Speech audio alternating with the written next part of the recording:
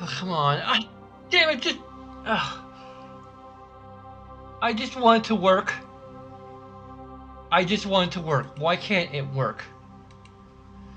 So I can't use my frickin' controller because the button bindings are borked. None of the button, like I'm hitting the A button when my controller was on. I was hitting the A button and it wouldn't confirm. X button is A button. Why? Why is X button A button?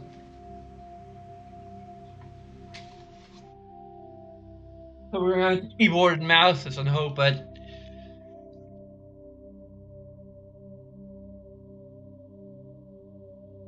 also hope that the character customization stuff I can actually reach.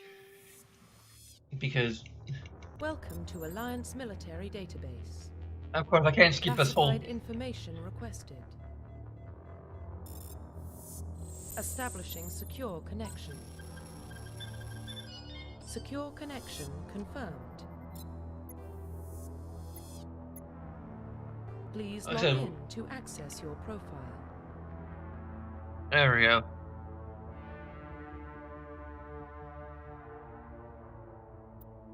Profile reconstruction complete. What? Please log in to access your profile. How do I change her appearance? And her backstory? Oh, new idea, okay. Please log in to access your profile.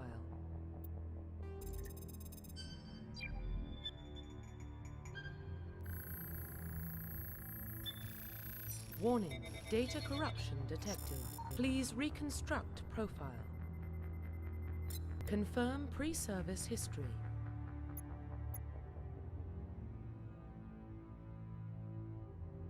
So if we're going with Zandra from our previous playthrough, if we're just like recreating it, which I'm not sure.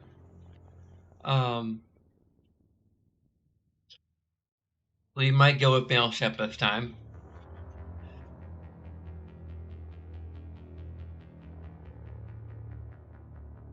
Confirm psychological profile.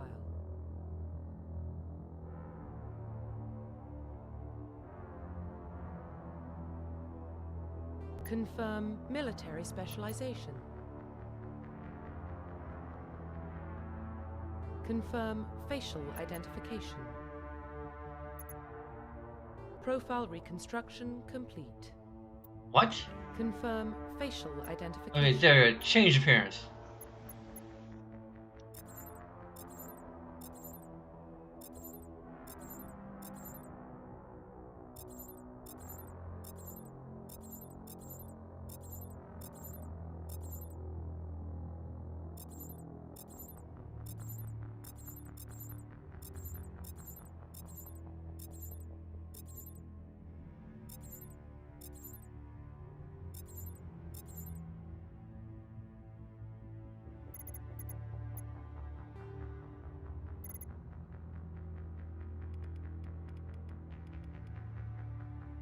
Yeah, we can go with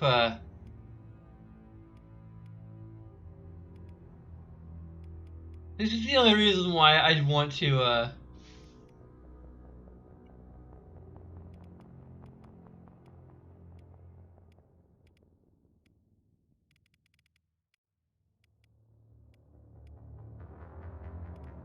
no pigtails though. I mean, no, it's not like a military.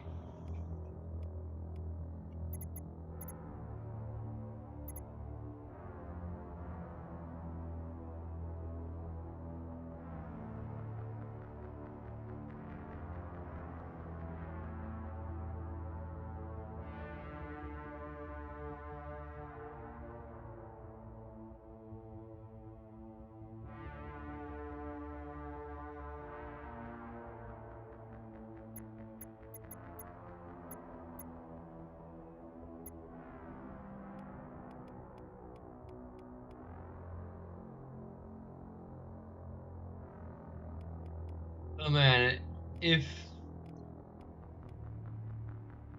I think it's just pretty set facial structures.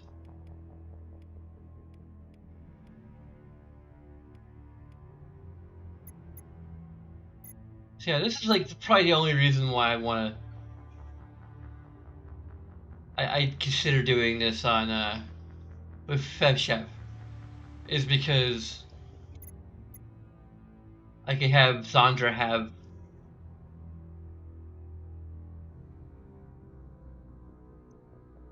pink hair color from the start. Whereas before she started out as a redhead and then eventually became purple.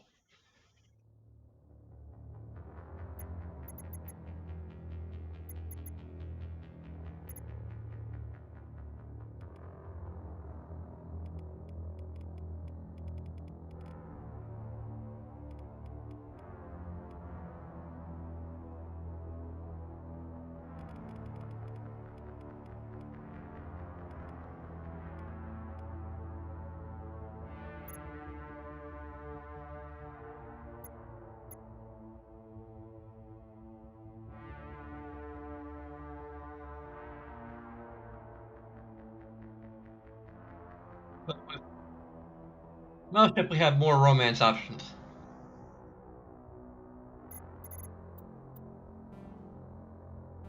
Confirm facial identity. Confirm Miller. Confirm psychological. Confirm preset. Please log in to access your profile. Please log in to access your profile.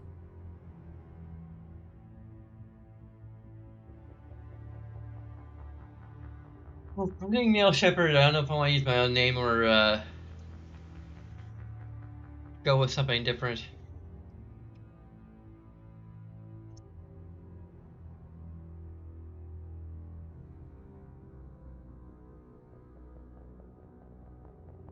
That brings me to a subject that I kind of wanted to discuss. Um, Let's take out my headset because I prefer to discuss things without hearing music myself. Just helps me focus. Um, so, um, basically, I think that for these kinds of games, I feel like an options should exist to basically turn off sexual orientation for romance options. Now, that being said, sexual orientation should be on by default because we need to emphasize to some extent or other that canonically, you know, this character is gay, this character is a lesbian, this character is bisexual, you know, um, you know, that idea that is the canonical thing is important for representation's sake. But um, I feel like limiting the player's options for who they can and cannot romance is a little bit um, I don't know, like it's restrictive, and as someone who is kind of in the gender spectrum, in addition to being in the autism spectrum, um, granted, the autism spectrum doesn't have anything to do with this, but um, who prefers to play female characters um, as an expression of uh, their uh, I guess we're referring to gender fluidity or bigenderness, which I think I consider the term I kind of prefer to use is bigender, meaning just a little of both and kind of closer to the middle. than most people. I guess I don't even know how to like describing my gender identity is like there's no particular like a lot of the definitions like my definition of various types of gender identities. Um, I think there's really only two. Um,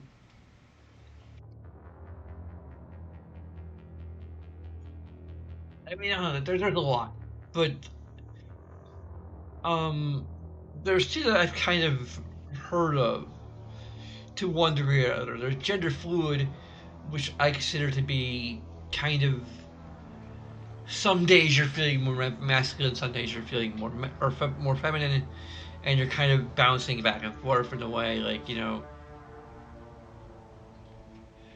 there's a degree to which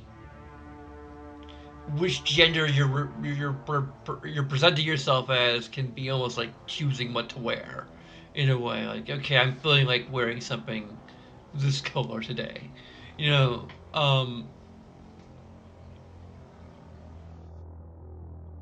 I'm not sure about exactly because I do not consider myself to be gender fluid. I consider myself to have a relatively static sense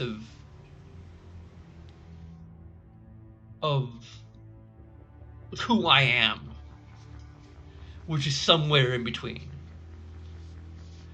So that's where I would say I am bi gender. Um, now I prefer masculine pronouns because that was what I was born as, and that's generally what I present myself physically as being. But I also accept they them. Um, if you want to get particular about my status, um,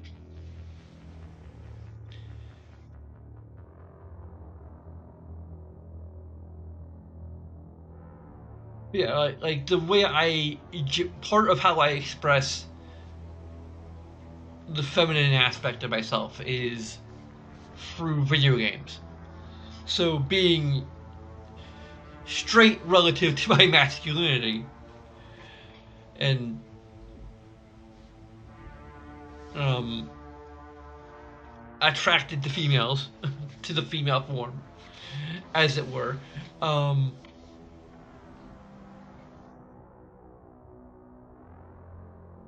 in Mass Effect 1, I am limited to um, Liara, basically, which I'm fine with. I love Liara. She's probably my favorite romance option. Um, and if I were adapting this into a TV series, which I believe I talked about in my previous playthrough, Liara would be. We have Femship, and we have Liara as the main romance option. It would be very interesting.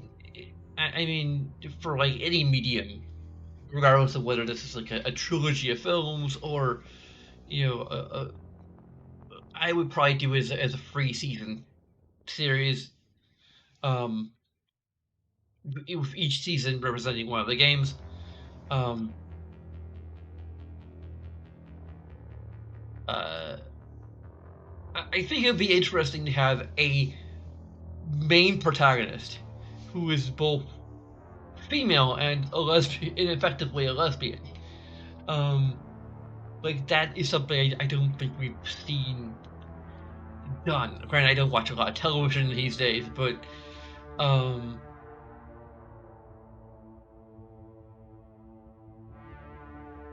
that would be cool. I think. So, um, granted, at least here in the first game, I'm pretty much limited to Ashley. Um,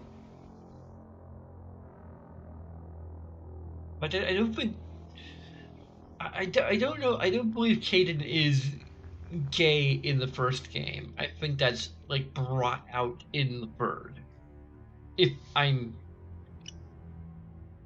if I understand correctly, or by I guess technically.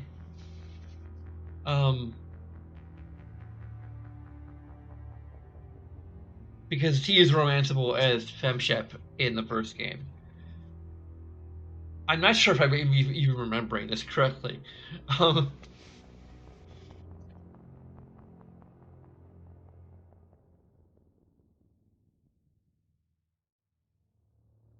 but in uh, well, we also have Liara, but we've already done that in our first playthrough with FemShep. Um,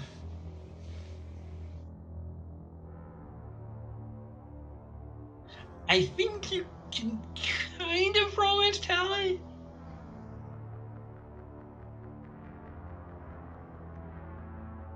Granted, the payoff is a little stupid, but um, and I also kind of think she belongs with Garrus. They can like share the same types of food.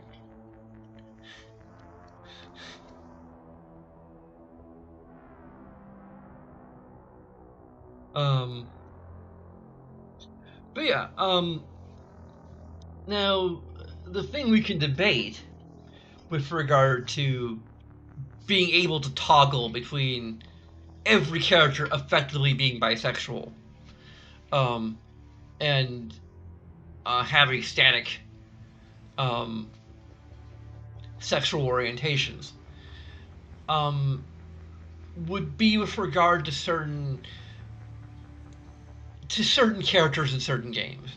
Like if we were to retroactively apply this to the Mass Effect trilogy, with regard to romance options, um, I'm wondering if I should turn this off.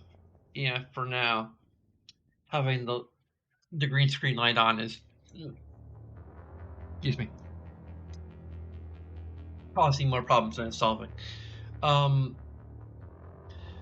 so if we were to do this for Legendary Edition as a feature, they're not doing it obviously because I would have heard of it. So, um, and obviously look for the options menu I have in my previous episode, which I'm going to delete because it's kind of embarrassing. Um,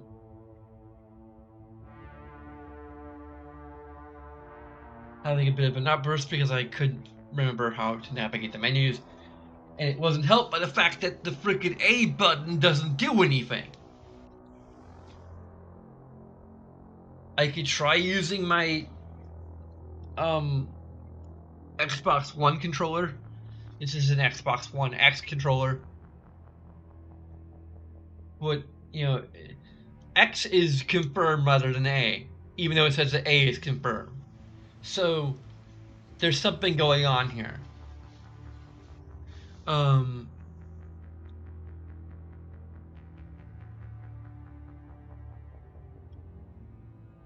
anyway, with Mass Effect, I think it wouldn't be that much of an issue to just make all the characters effectively bisexual. Now, granted, that would require a lot of work because you had to go back, get all the actors back in the recording studio, and you know, or at the very least, you had to put uh, you know, the male Shepard and female Shepard actors back in the studio, and possibly some of the other characters if they're ever using pronouns during romance specific interactions. They probably don't for the most part. It's possible, but I kind of I don't believe that's necessarily the case. So let's just say, for sake of argument, you had to get back, you know, I forget their names. The Shepherd voice actors, um, to like record the. Now, I mean, if you're making the game from scratch, then you just do that from the get go. I mean, Cyberpunk technically did this.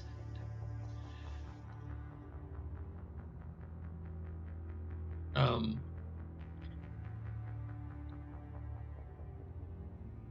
so they could potentially pad Cyberpunk to introduce the option to just turn off sexual orientation entirely, and that would actually be good.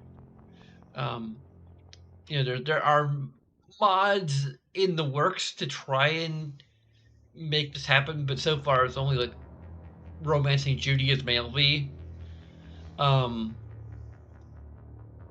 and even then, you have to still have to use const commands to make it actually work. like, it's kind of stupid. And they also to like do redo some of the animations to make it work with the different body types. Um, that would be the other thing they have to potentially do here. But forgetting the amount of work that would go into like making it happen. We could even argue what if they did this from the get-go. I don't think it would really affect a game like the Mass Effect trilogy that much, because I mean, like no characters are really defined by their sexual orientation in this game, as far as I'm aware.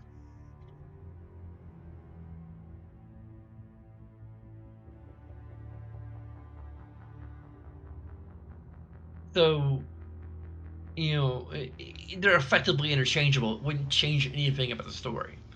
Same pretty much goes for Cyberpunk. Same goes for um, Dragon Age. Same goes for Dragon Age 2 definitely because they're all bisexual in that game. Now, Dragon Age Inquisition, on the other hand, there's one character who actually their sexual orientation is story relevant, and that is Dorian. And I don't know how you deal with that if you were to allow an option that makes everyone effectively bisexual. So you have, romance dialogue for everyone else to fit with the other characters. The only thing I can think of by memory of Dorian's backstory is that he would, if you turn the option, if you turn sexual orientation off, it'll be on by default because we need these characters to have, you know, canonical orientations, as it were. Um,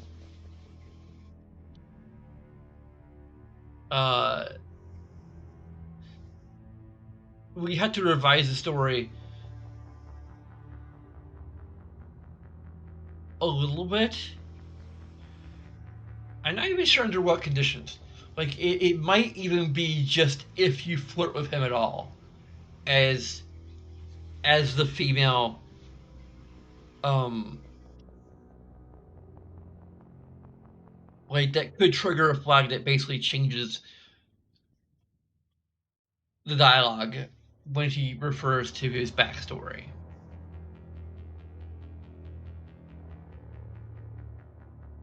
Because I mean, there's a question of whether or not, because you might, for example, um,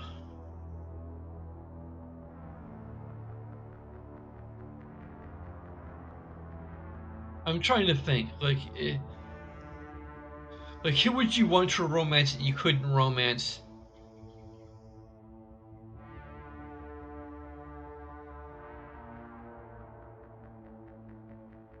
Like let's say the other thing would be Solus.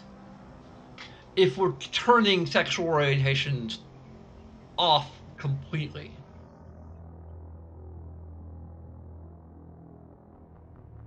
But I don't know. There'd probably be certain scenes interacting with Solus that would just play out differently.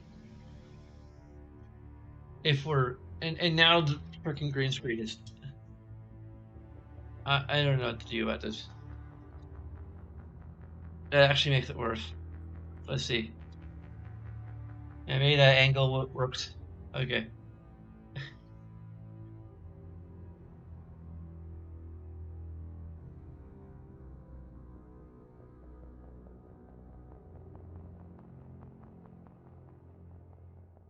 Well, that would be a game where that would be fairly tricky. Because, I mean, Solus is attracted specifically not just to elves in general, but the female elves. Um, or he's only attracted to a female elf protagonist. So if you're playing a Canary or whatever, scenes would have to go differently.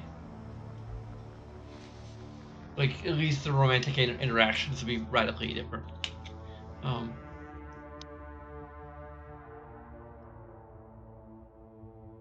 but that might require a whole lot more work, and it could be that at least for Dorian, it would probably be his backstory to be revised a little bit. That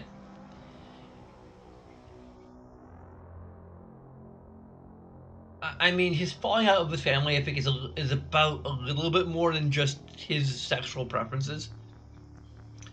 So you can still have that aspect to his backstory, and you can still have something about him falling in love with another man.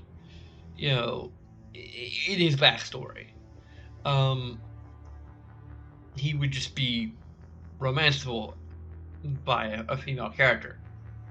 Um, the question is if you, yeah, like if you're, for example, wanting to romance Cassandra as yeah, this would be a good example. So let's say I'm wanting to romance Cassandra as a female character, but don't want Dorian's backstory to change. You would have to almost have a third option, or even just a literal toggle in the options where you can, almost like alter every character's orientation. Um, oh, I think I would set it up as I had to set it up as literally three options, basically. The default setting where everyone has their own orientation. A second option where only characters where their orientation is plot relevant or mean something to the story. Um, that would actually kind of way parody. Uh, I don't even know what to call it. Like, I don't think it's really homophobia. It's more just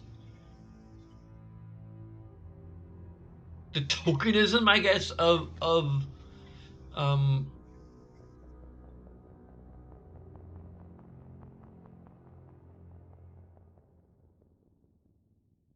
you know I don't know.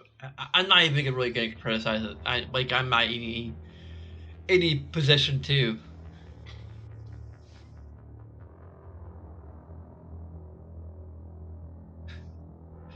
criticize that being a straight male-ish.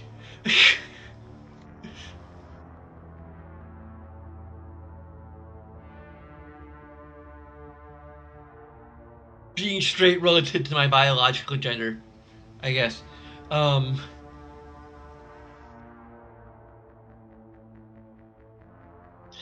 anyway,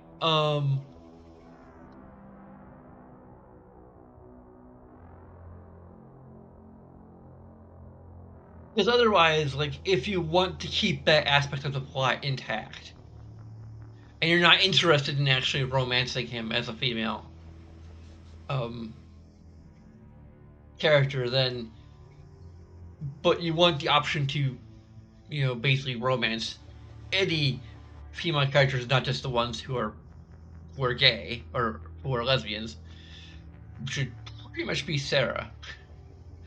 Um, yeah, you have Sarah and uh,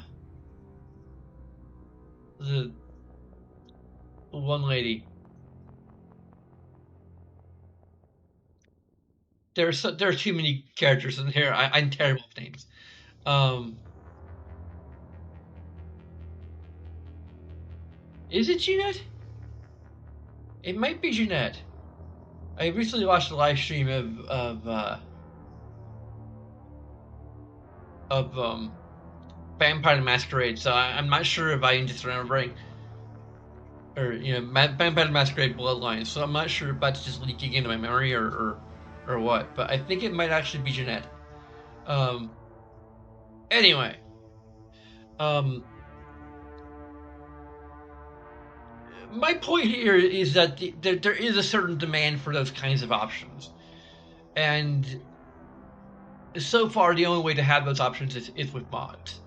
And it's too early for this particular version of the game to have mods, so we're kind of stuck playing Male Shepherd if we want to explore some of the other romance options. Right, Ellie?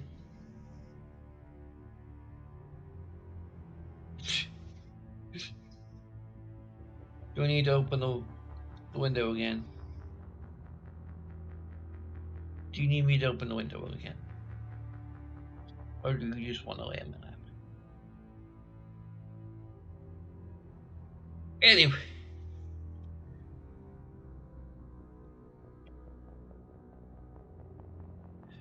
We could go with the default name. We could make him Alex. To go with the Sandra. Um,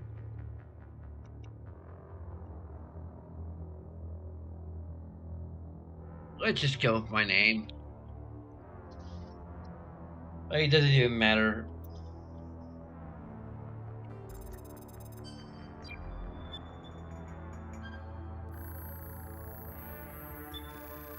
Warning, data corruption detected. Please reconstruct profile. Confirm pre-service history. So here's the where I'm not sure what I'm gonna do.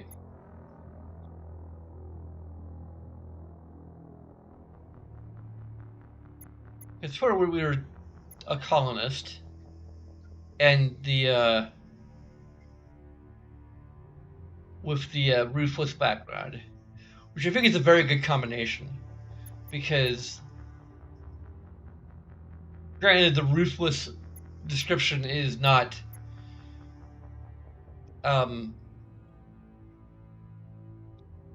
very thick about what the actual things are you did to get yourself labeled as that, but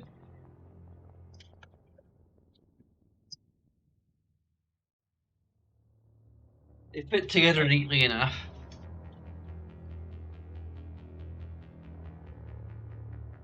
Because the ruthless background is about a situation involving Batarians. Heck, the whole Batarian connection to colonists and ruthless is not even there. I'm gonna need to get another glass of water.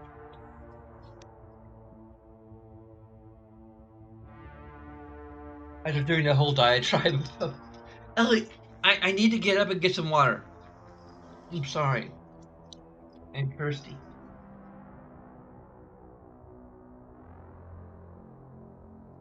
There you go.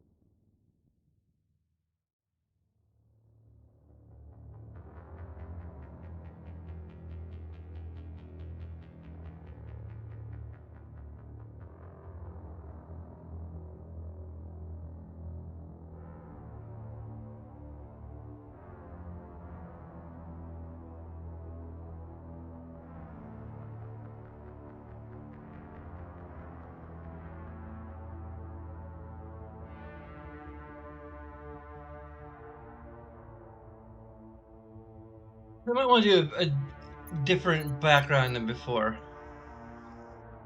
One idea I was thinking of is just kind of inverting what I was trying to do with uh with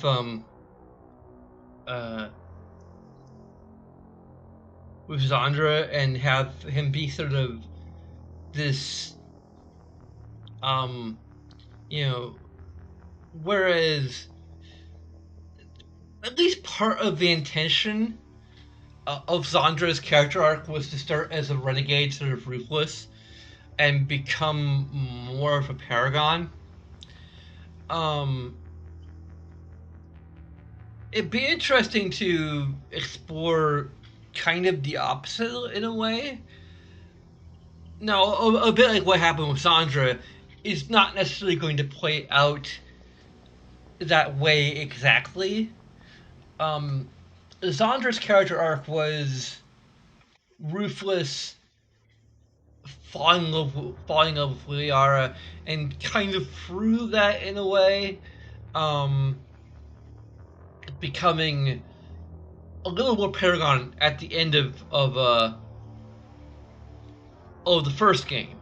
In the second game, there was a bit of a regression, and of the trilogy of what I played, I I'm not really quite sure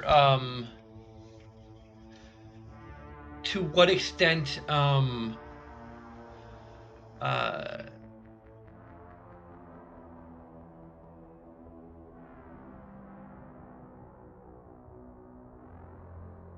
heck um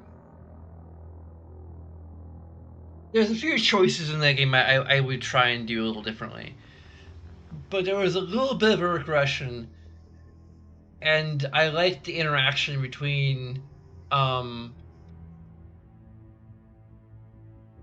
Zandra and Liara during the Shadow Broker. Um,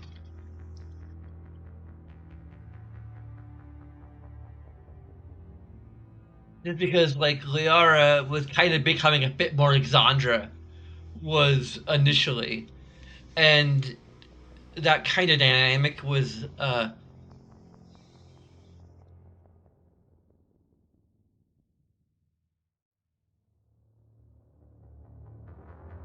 yeah, it was interesting.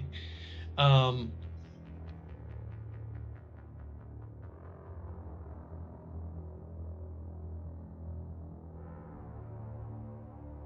uh,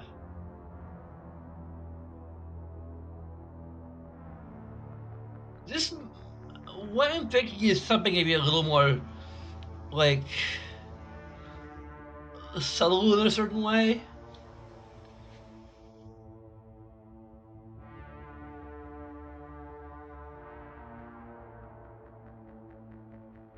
But like my idea is that he's kind of like fresh faced, um, optimistic, and moving forward may have to make more and more difficult situation decisions, which may result in him doing some kind of renegade things. Um,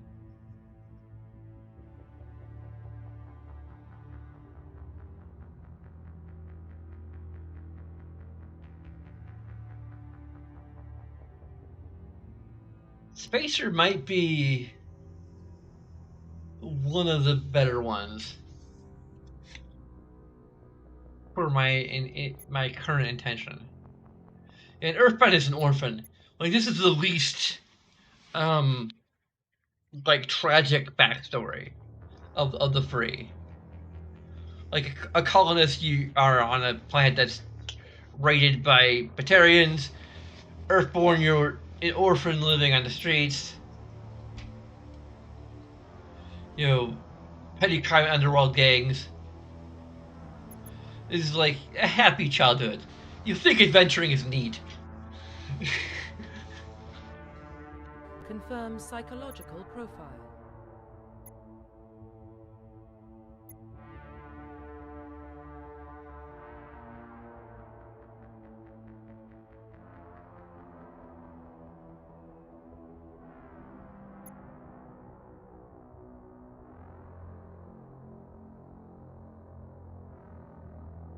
This is pretty much the Paragon.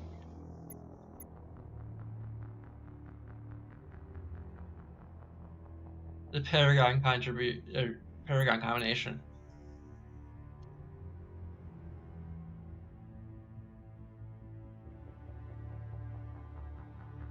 Confirm military specialization.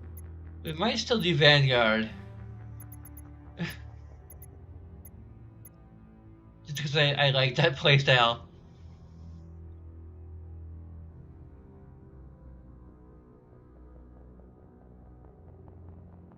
Confirm facial identification.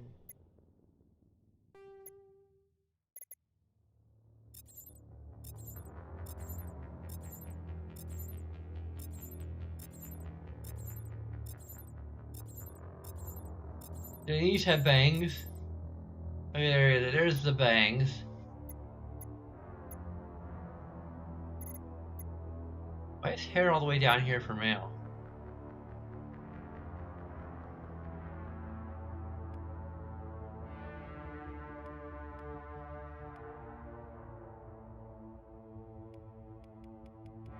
Also, what are our hair color? We actually can't give him pink hair.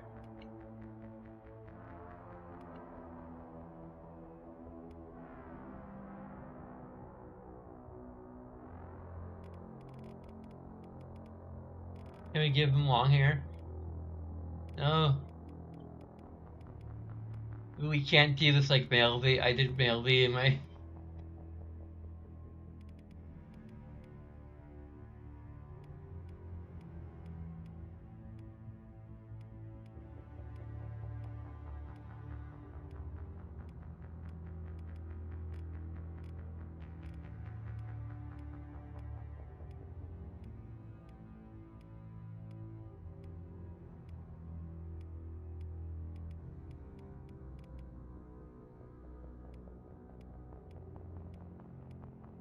Where's the little bangs again?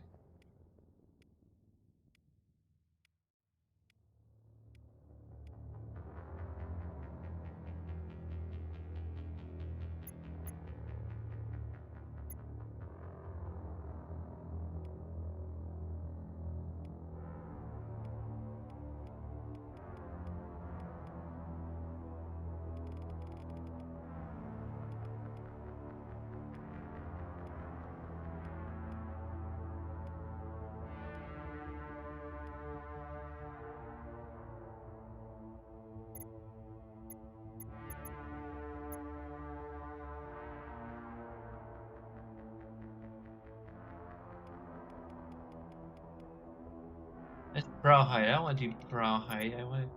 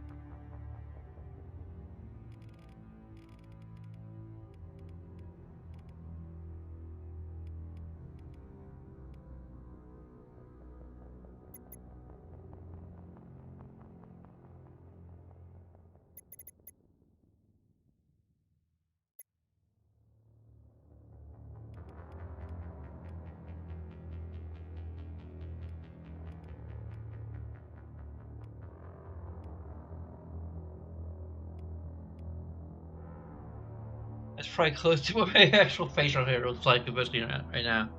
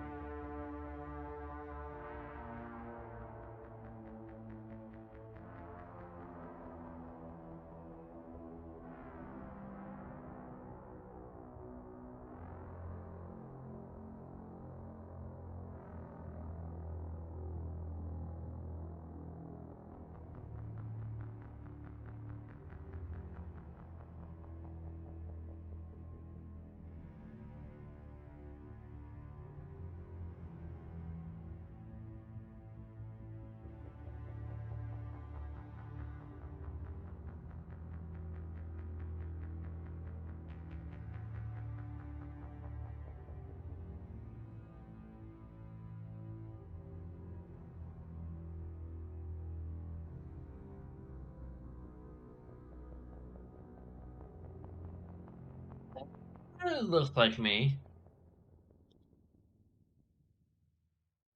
I can't even see. I can't see the similarity. I can't see anything.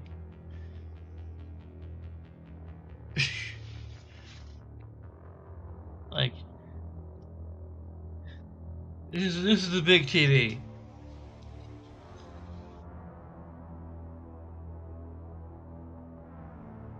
I had to like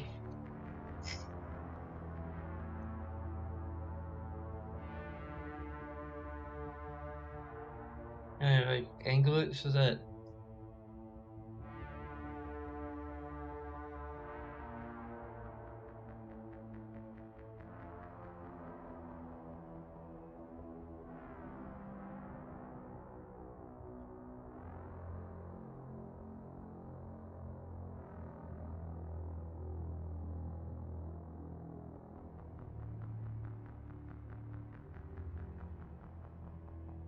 Can you tell us apart at all?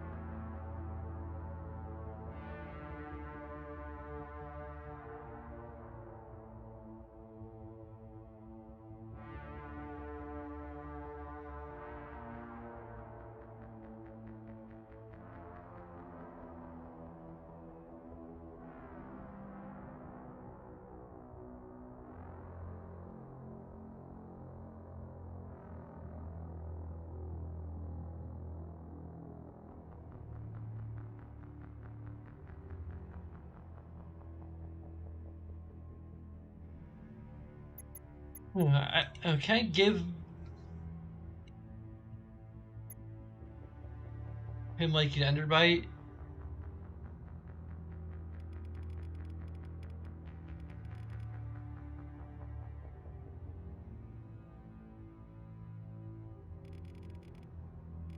Underbite or whatever the heck it is.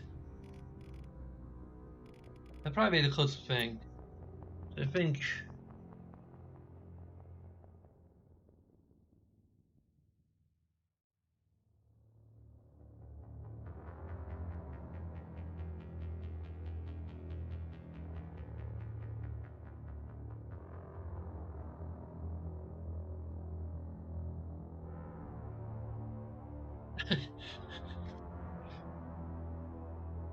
This is really hard to.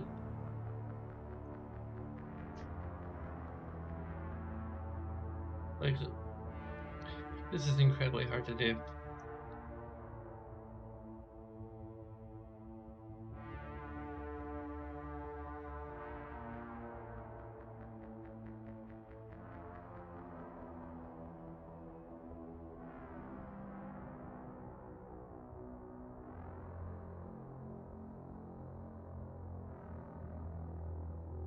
That's probably fairly close.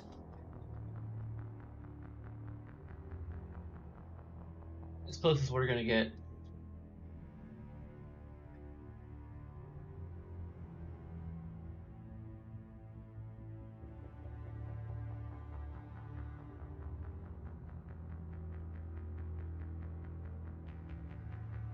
I just really wish I could use my controller. Profile reconstruction complete.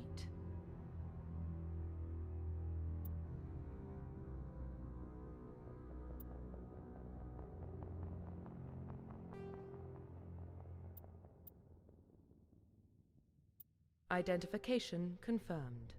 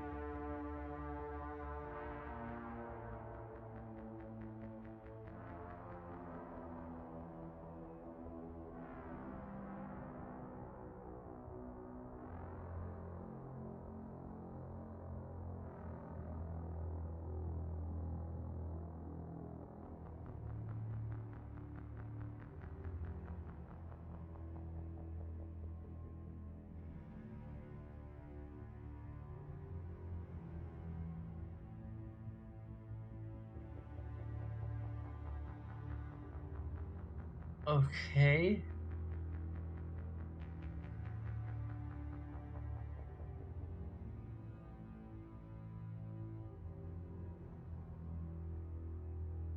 Here's some Google survey there.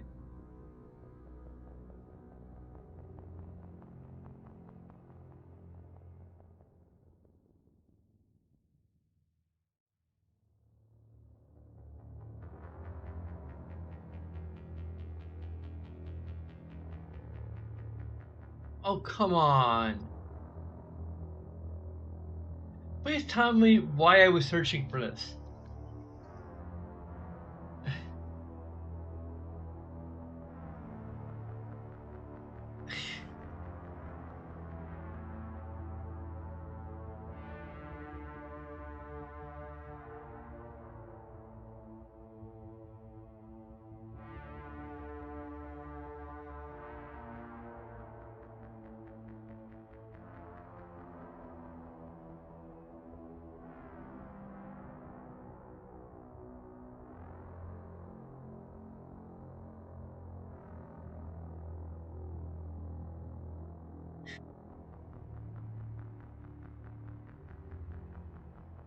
Okay.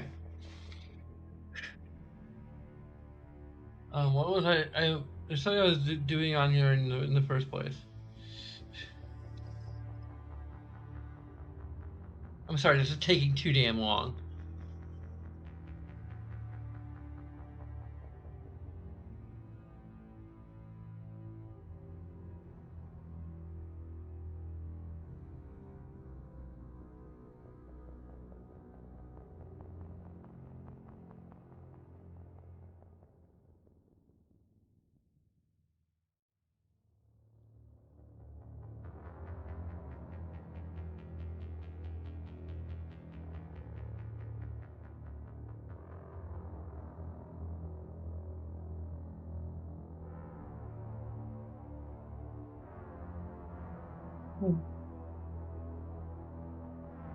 Oh yeah, I was gonna look at.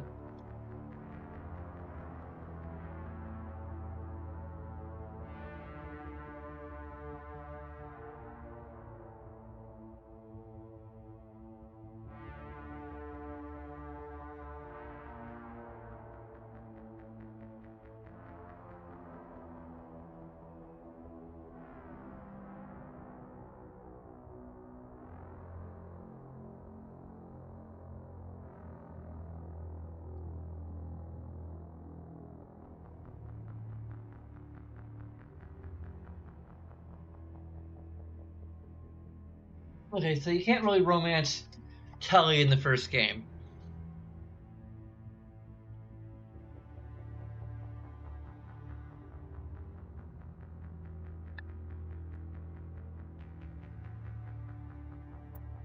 That's all we need to know.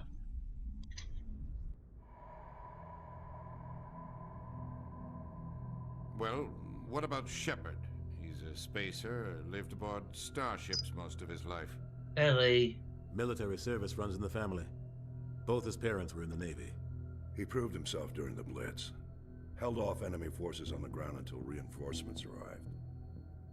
He's the only reason Elysium is still standing. We can't question his courage. Humanity needs a hero. And Shepard's the best we've got. I'll make the call. Ellie.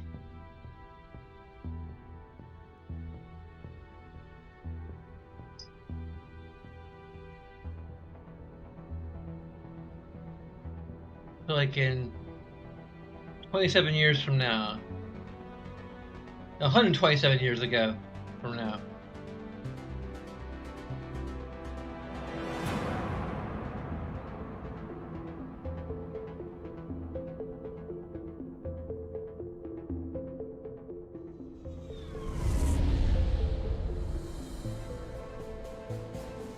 The Arcturus Prime relay is in range. Initiating a transmission sequence. Commander?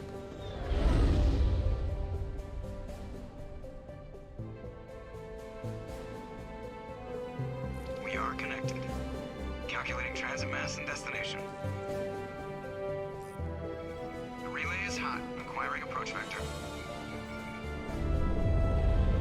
All stations secure for transit.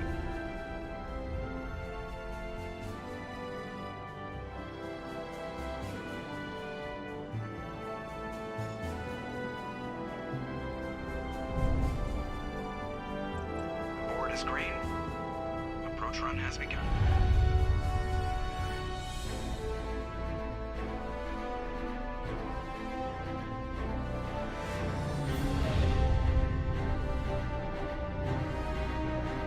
Hitting the relay in 3, 2, 1.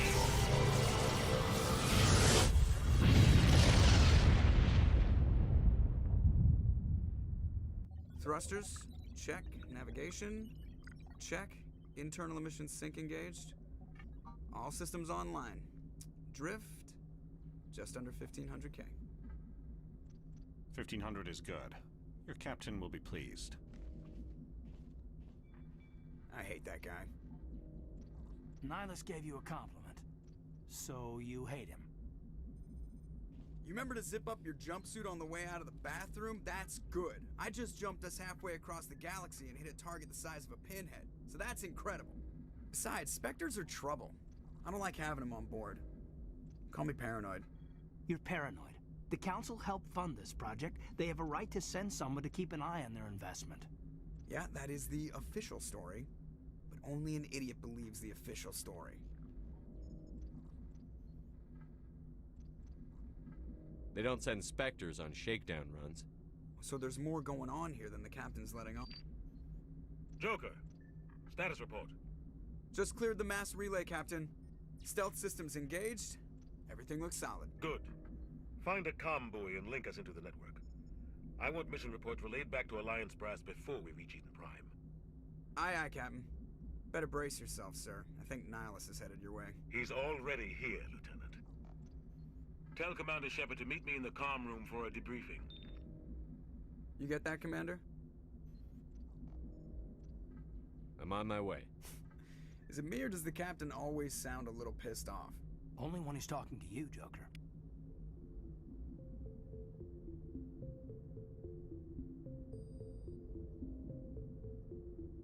Let me try the controller again.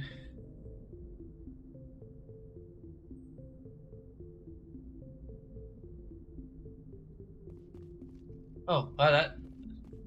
Well, the controller is literally warped. It is.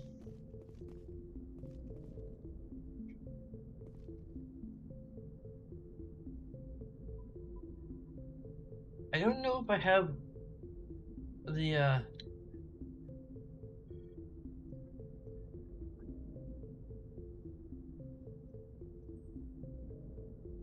what?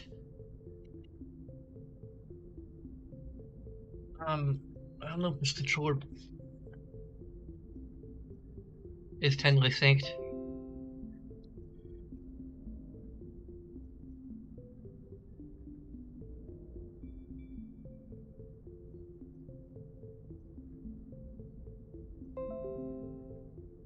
Okay.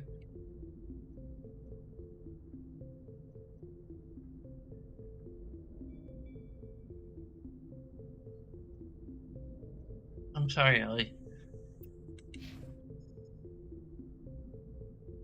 Great. I don't know if I need to restart the game to get this to work or not. It's pro mode. That's cool.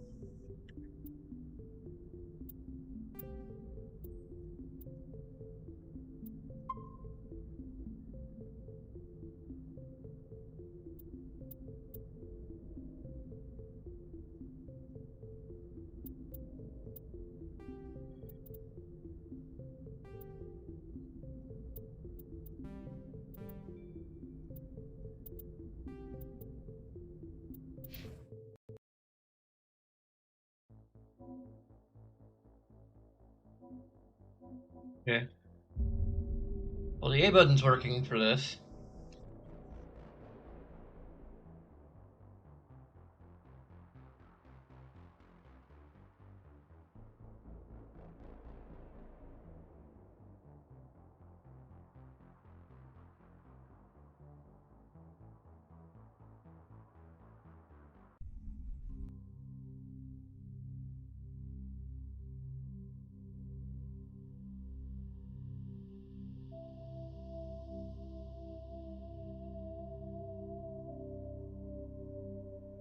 Okay.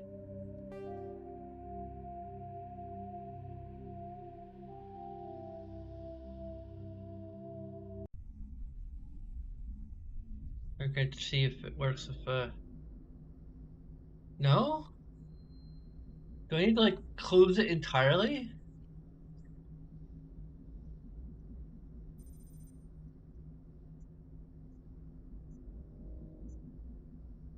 This is insane.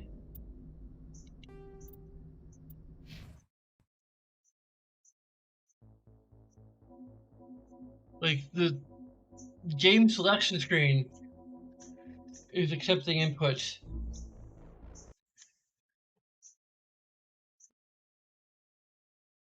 but the game itself is not accepting inputs from a plain Jane Xbox One controller, even though this game was designed for the Xbox One.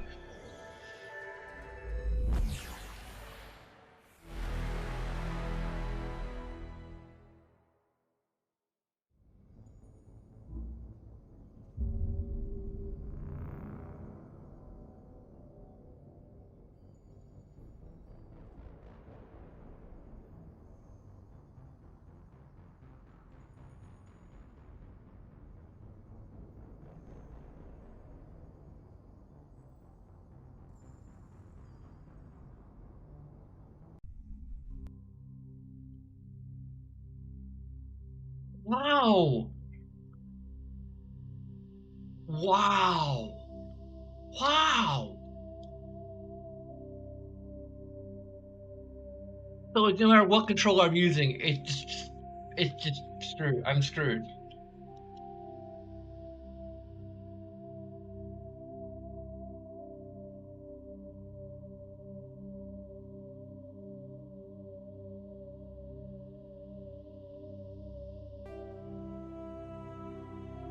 So it'll recognize my Xbox One X controller.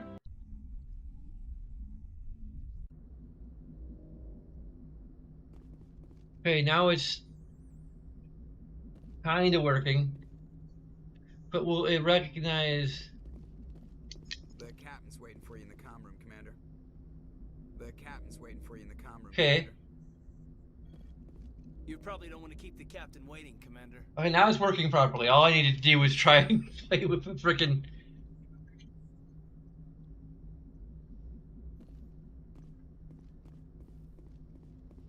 telling you, I just saw him. He marched by like he was on a mission. He's a Spectre. They're always on a mission. And we're getting dragged, right along with him. Relax, Presley. You're gonna give yourself an ulcer. Congratulations, Commander. Looks like we had a smooth run. You heading down to see the captain? Sounds like you don't trust our Turian guest. Sorry, Commander. Just having a chat with Adams down at engineering. I didn't mean to cause any trouble. But you have to admit, something's odd about this mission.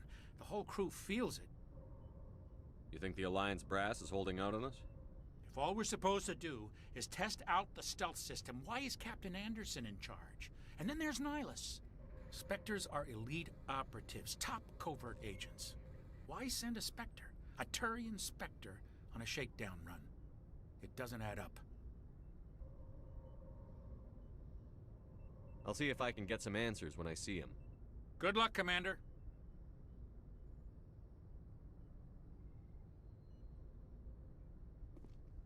I grew up on Eden Prime, Doc. It's not the kind of place Spectres visit. There's something Nihilus isn't telling us about this mission. That's crazy. The captain's in charge here. He wouldn't take orders from a Spectre. Not his choice, Doc. Spectres don't answer to anyone. They can do whatever they want. Kill anyone who gets in their way. Oh, you watch too many spy vids, Jenkins. What do you think, Commander? We won't be staying on Eden Prime too long, will we? I'm itching for some real action. I sincerely hope you're kidding, Corporal. Your real action usually ends with me patching up crew members in the infirmary.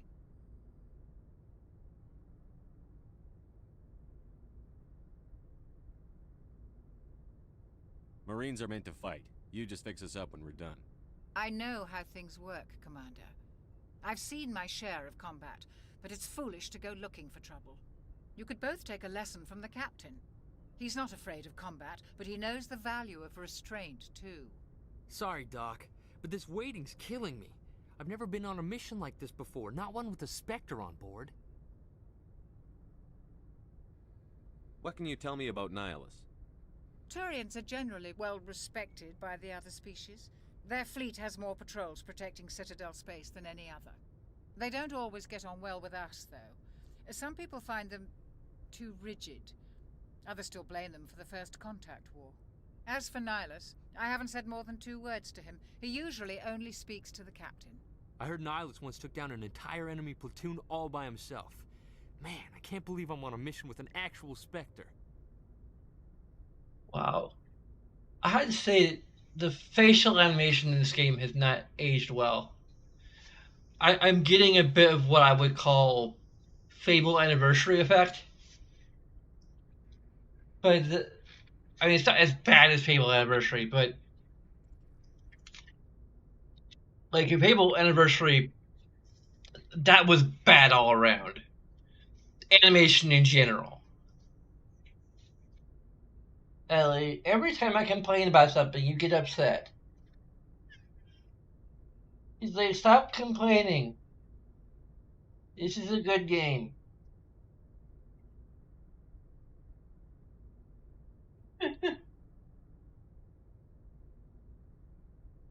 When I was getting close to feeding time. Like, I can't even really start this game. Things keep coming up.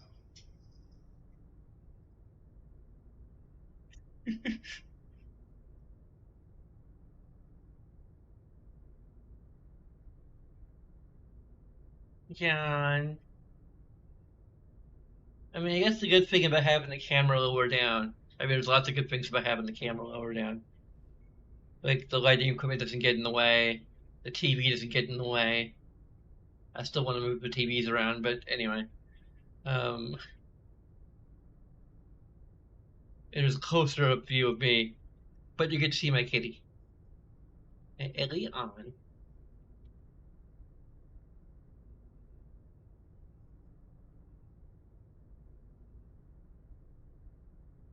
And she's the real star of the show.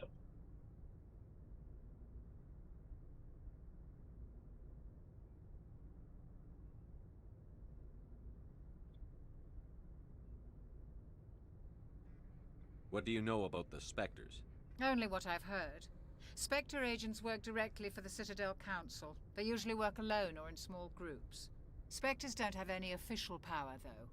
Basically, they're a shadow organization with a mandate to preserve and protect galactic stability. Protect it at any cost. Don't forget that part. Spectres operate above the law.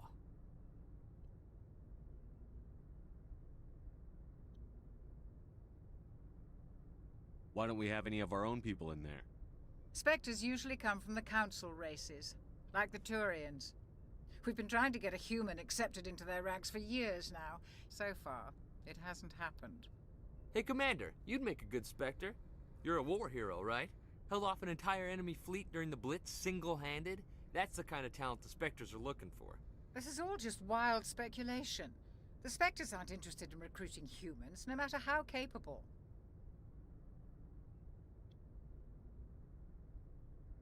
You're from Eden Prime, aren't you, Jenkins? What's it like? It's very peaceful, Commander. They've been real careful with development so you don't have any city noise or pollution. My parents lived on the outskirts of the colony. At night, I used to climb this big hill and stare across the fields back at the lights from the main settlement. It was gorgeous. But when I got older, I realized it was a little too calm and quiet for me. That's why I joined the Alliance. Even Paradise gets boring after a while. Any idea why Eden Prime was chosen as our destination? Not really sure, Commander. Eden Prime's one of our most stable colonies. Good place to take the Normandy for a shakedown run, I guess. No real danger there. There's gotta be something else going on. We've got a Spectre on board. That's why I'm so wound up. I can't wait for the real mission to start. Just treat this like every other assignment you've had and everything will work out. Easy for you to say. You proved yourself in the Blitz. Everybody knows what you can do. This is my big chance. I need to show the brass what I can do. You're young, Corporal. You have a long career ahead of you. Don't do something stupid to mess it up. Don't worry, sir. I'm not gonna screw this up. Foreshadowing. The captain's waiting for me. Goodbye, Commander. Renegade +2. Our very first interaction and then Renegade.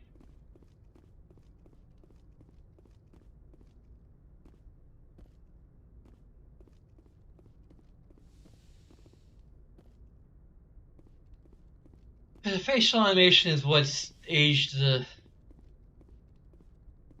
Like, it's not bad, it's just...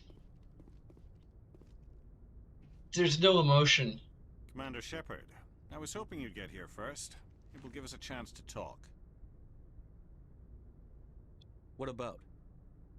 I'm interested in this world we're going to, Eden Prime. I've heard it's quite beautiful. They say it's a paradise. Yes, a paradise. Serene, tranquil, safe. Eden Prime has become something of a symbol for your people, hasn't it? Proof that humanity can not only establish colonies across the galaxy, but also protect them. But how safe is it really? Do you know something? Your people are still newcomers, Shepard. The galaxy can be a very dangerous place. Is the Alliance truly ready for this? I think it's about time we told the Commander what's really going on.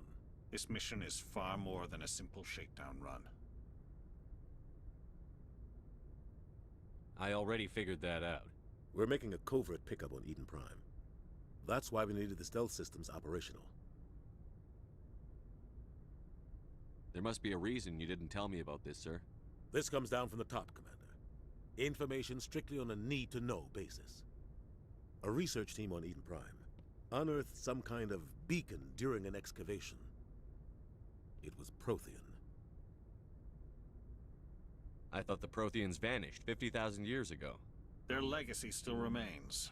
The mass relays, the Citadel, our ship drives. It's all based on Prothean technology. This is big, Shepard. The last time humanity made a discovery like this, it jumped our technology forward 200 years. But Eden Prime doesn't have the facilities to handle something like this. We need to bring the beacon back to the Citadel for proper study. Obviously, this goes beyond mere human interests, Commander. This discovery could affect every species in Council space. It never hurts to have a few extra hands on board. The beacon's not the only reason I'm here, Shepard. Nihilus wants to see you in action, Commander.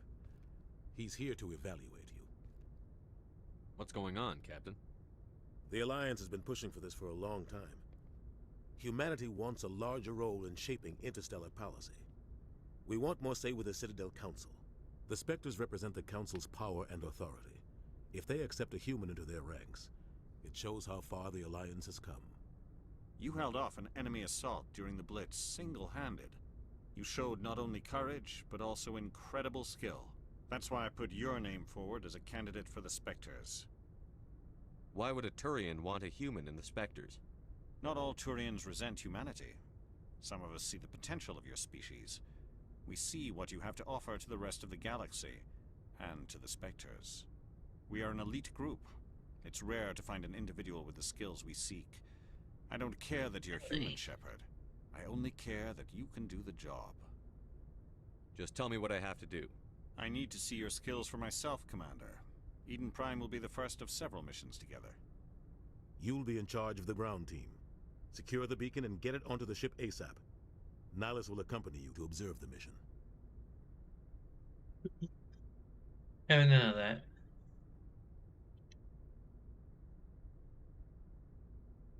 Why is this beacon so important? All advanced galactic civilization is based on Prothean technology. Even yours. If we hadn't discovered those Prothean ruins buried on Mars, we'd still be stuck on Earth. That was just a small data cache. Who knows what we can learn from this beacon? What if it's a weapons archive? We can't let it fall into the wrong hands. Like who? The Attican Traverse isn't the most stable sector of Citadel space. There are plenty of raiders and criminal groups active in the region. They might figure a Prothean beacon is worth the risk of attacking an Alliance ship.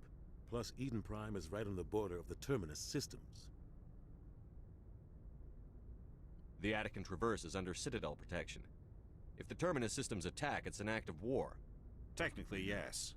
But some of the species in the Terminus might be willing to start a war over this. The last thing the Council wants is to get dragged into a major conflict with the Terminus systems. We have to keep this low-key. Really? Stop trying to eat my hoodie. Just give the word, Captain. We should be getting close to Eden. Captain, we got a problem. What's wrong, Joker? Transmission from Eden Prime, sir. You better see this. Bring it up on screen.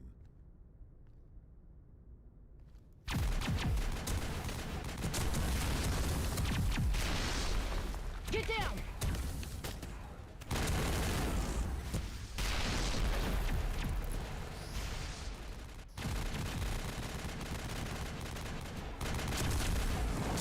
We are under attack, taking heavy casualties. I repeat, heavy casualties. We can't. Need evac. They came out of nowhere. We need.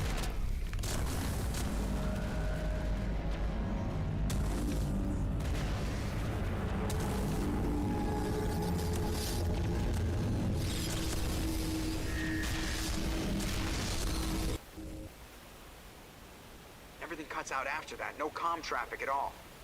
Just goes dead. There's nothing. Reverse and hold at 38.5.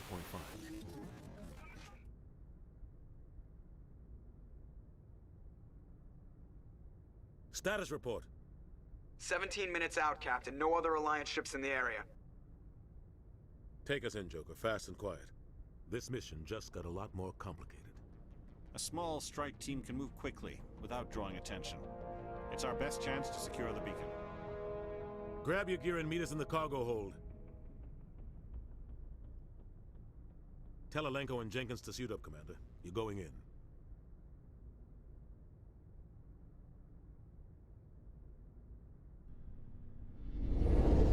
Engaging stealth systems. Somebody was doing some serious digging here, Captain. Your team's the muscle in this operation, Commander. Go in heavy and head straight for the dig site. What about survivors, Captain? Helping survivors is a secondary objective. The beacon's your top priority. Approaching drop point 1. Nihilus, you coming with us? I move faster on my own. Nihilus will scout out ahead. He'll feed you status reports throughout the mission. Otherwise, I want radio silence.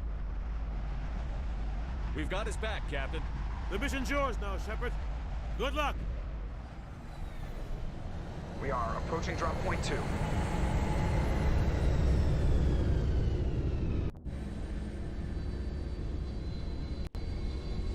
Ship perimeter secure, Commander. Sorry, it looks. This place got hit hard, Commander. Hostiles everywhere. Keep your guard up.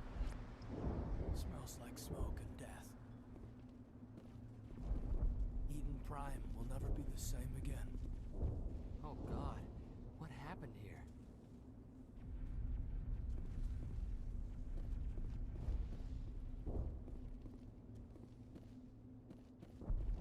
What the hell are those? Gas bags. Don't worry, they're harmless.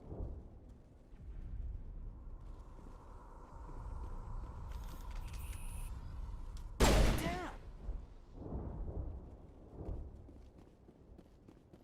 Oh God, what happened here?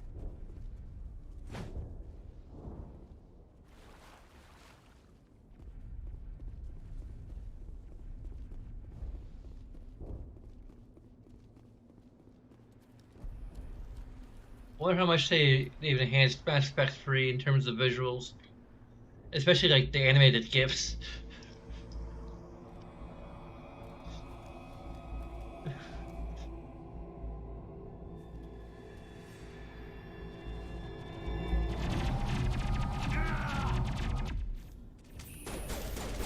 Not Jenkins!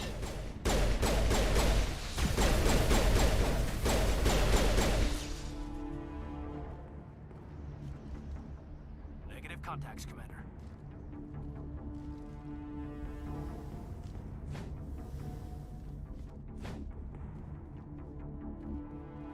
So this is still Snap 2 cover. I can't remember. Maybe we should check on Jenkins.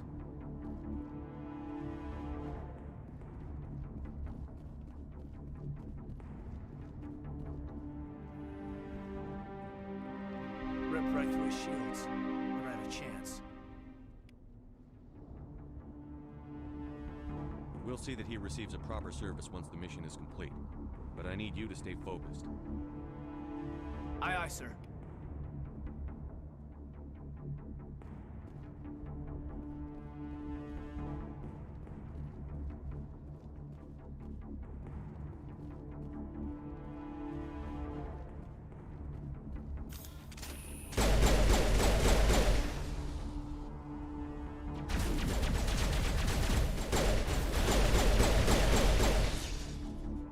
I've got some burned out buildings here, Shepard. A lot of bodies. I'm gonna check it out. I'll try to catch up with you at the dig site.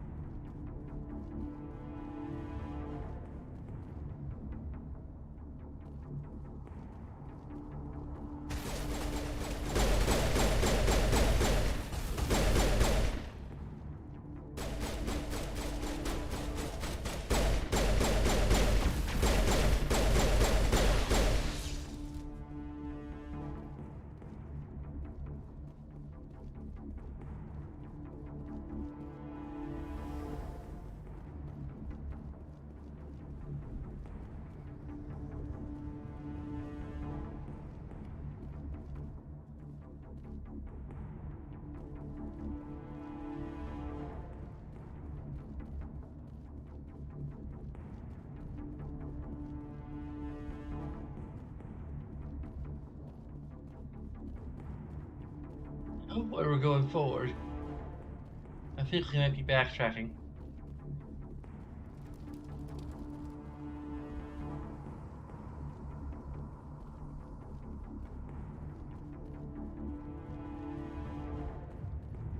Yep, there's Jenkins again. Shit.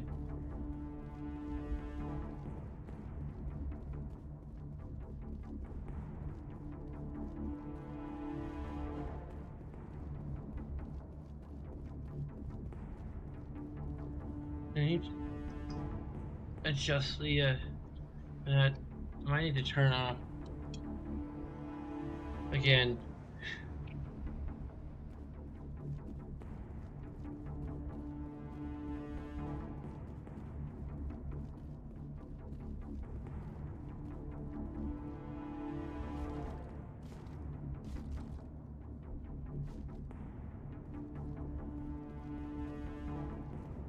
If we're supposed to go down this way, it looks right. There we go.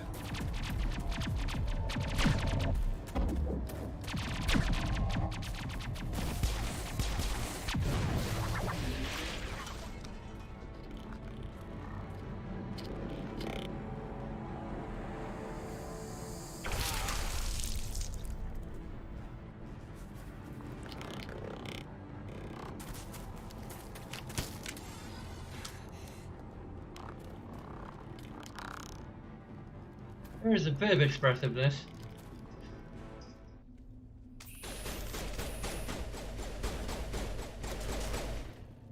Oh, it is.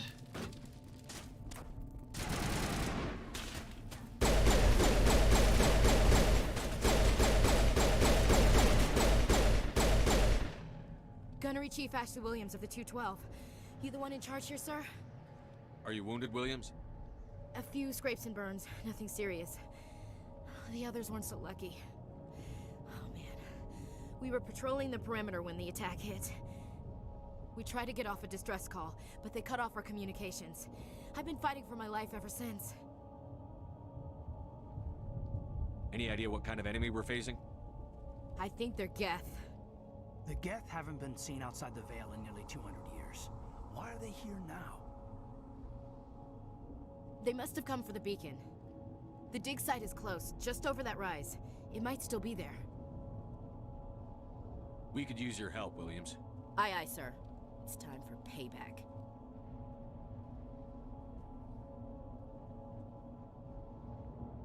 Have you seen a Turian Spectre around here? There aren't any Turians on Eden Prime. None that I've ever met. Not sure I'd be able to tell if one was a Spectre anyway. If you saw this guy, you'd know. Carries enough firepower to wipe out a whole platoon. Luckily, he's on our side. Sorry. Like I said, no Turians. Move out.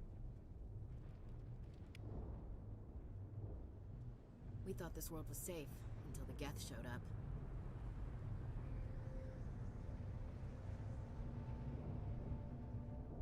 Smells like smoke and death.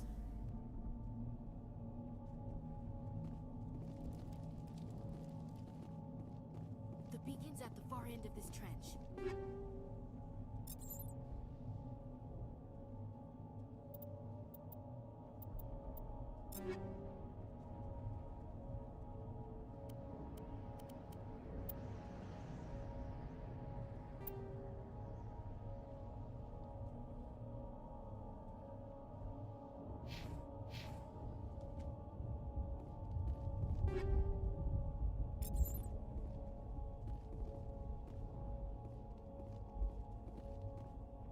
It used to be beautiful here.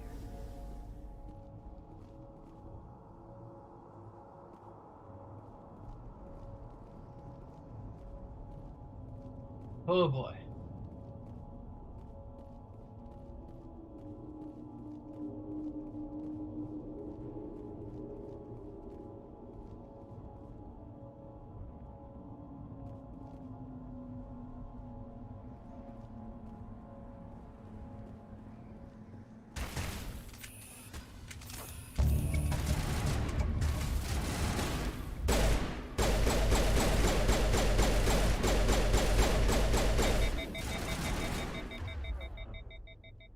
Let's see here.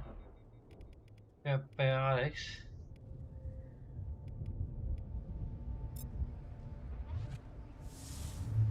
Oh, okay.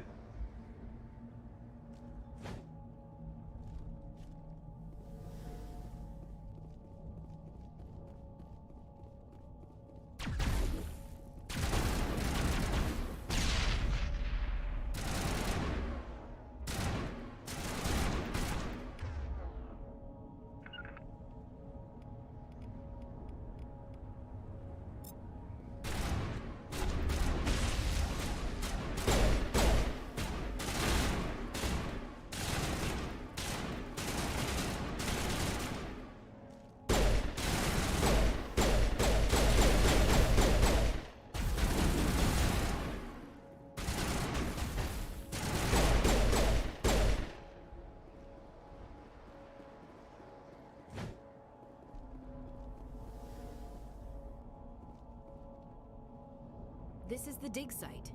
The beacon was right here. It must have been moved. By who? Our side or the Geth? Hard to say. Maybe we'll know more after we check out the research camp. We make for the camp.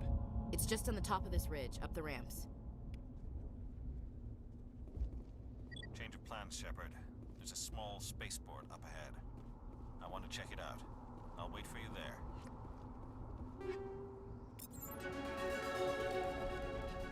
Level up.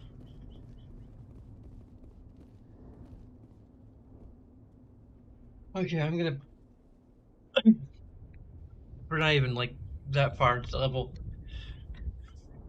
I'm gonna go stretch a bit and feed this pretty kitty. Did I feed you?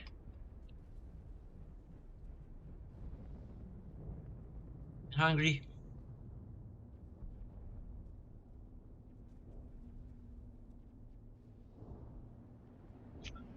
Ellie, if you lay on me, I can't move to get your food.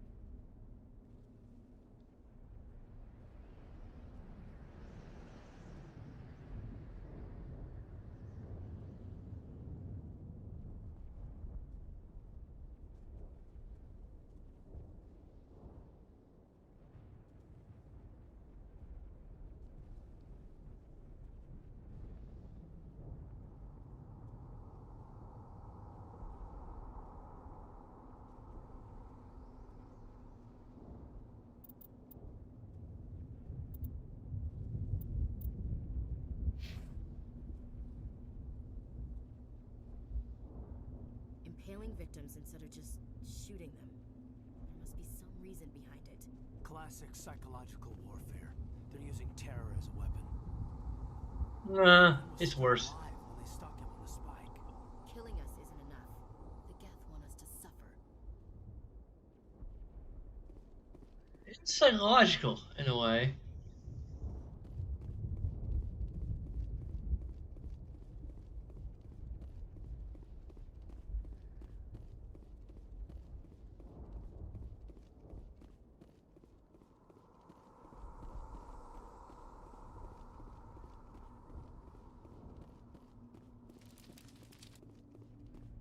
Is this where we were? This might be where we were.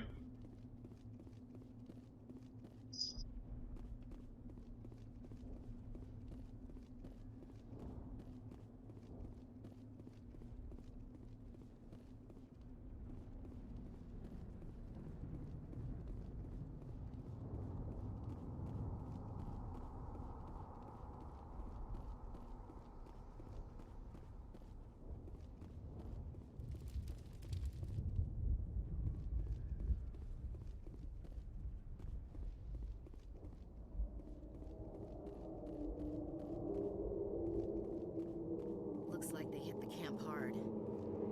It's a good place for an ambush. Keep your guard up.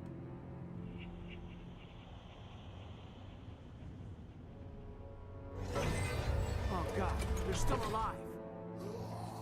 What did the Geth do to them?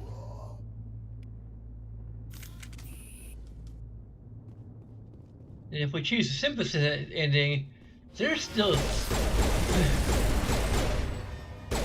alive.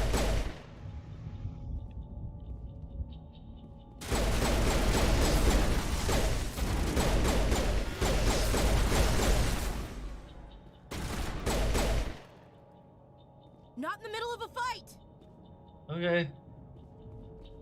I don't think we're still in the middle of a fight though.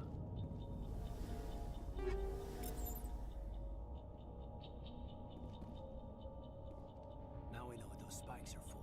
Turning our own dead against us. It must take a few hours for the spikes to turn people into husks. Wait, did you just come up with that? Oh, you see what? It's closed. Security lock's engaged.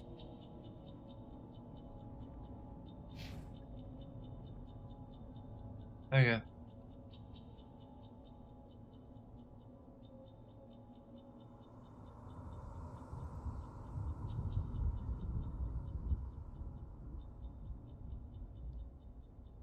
Okay, so we're using the ring minigame.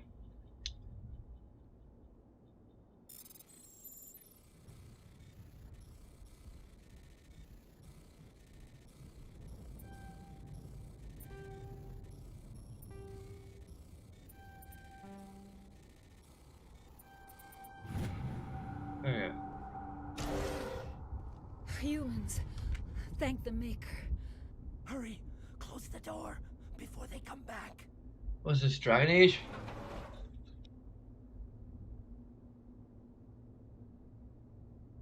Hey, make up your mind. Do we need the friggin' green screen light on or don't we? Don't worry, we'll protect you. Thank you. I think we'll be okay now. It looks like everyone's gone. You're Dr. Warren, the one in charge of the excavation. Do you know what happened to the beacon? It was moved to the spaceport this morning. Manuel and I stayed behind to help pack up the camp. When the attack came, the Marines held them off long enough for us to hide. They gave their lives to save us. No one is saved. The age of humanity is ended. Soon, only ruin and corpses will remain. Bye. Take us to the spaceport. You can't stop it. Nobody can stop it. Night is falling. The darkness of eternity. Hush, Manuel. Go lie down. You'll feel better once the medication kicks in. I think they had the option to like punch him, which I believe is what Zandra did.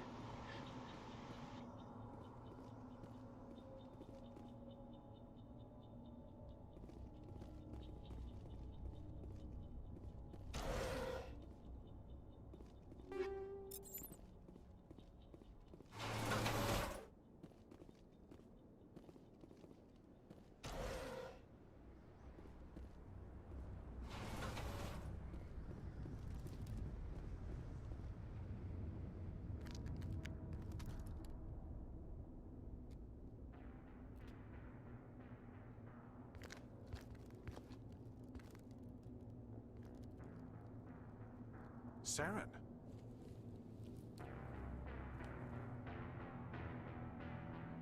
Nihilus. This isn't your mission, Saren. What are you doing here? The Council thought you could use some help on this one. I wasn't expecting to find the Geth here. The situation's bad. Don't worry. I've got it under control.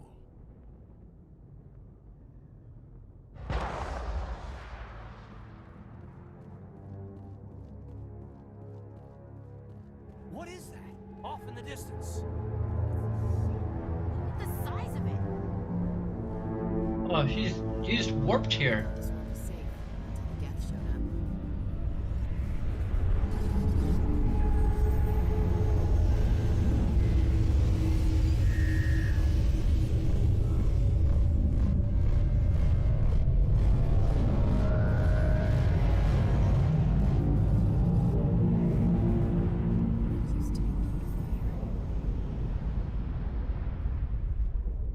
Prime will never be the same again.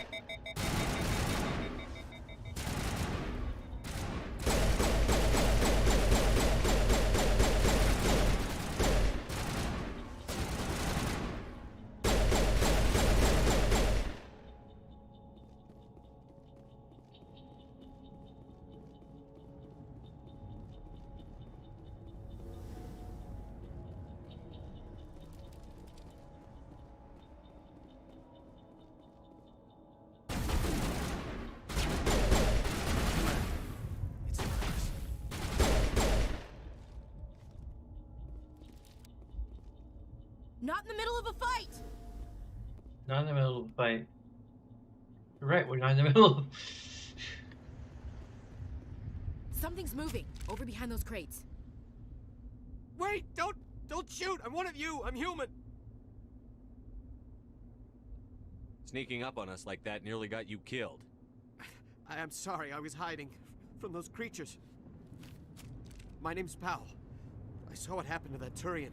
The other one shot him. What the hell are you talking about? There were two Turians here. Your friend and another one he called Saren. I think they knew each other. Your friend seemed to relax. He let his guard down. And Saren killed him. Shot him right in the back. I'm just lucky he didn't see me behind the crates. Where'd Saren go after he killed Nihilus? He jumped on the cargo train and headed over to the other platform. Probably going after the beacon. I knew that beacon was trouble.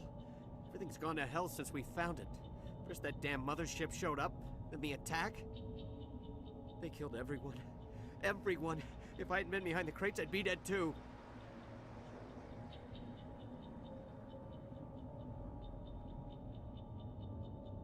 We need to find that beacon before it's too late.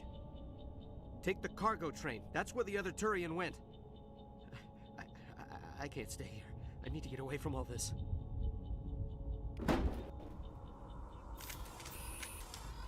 Check your targets. Could be friendlies. We thought this world was safe until Geth showed up.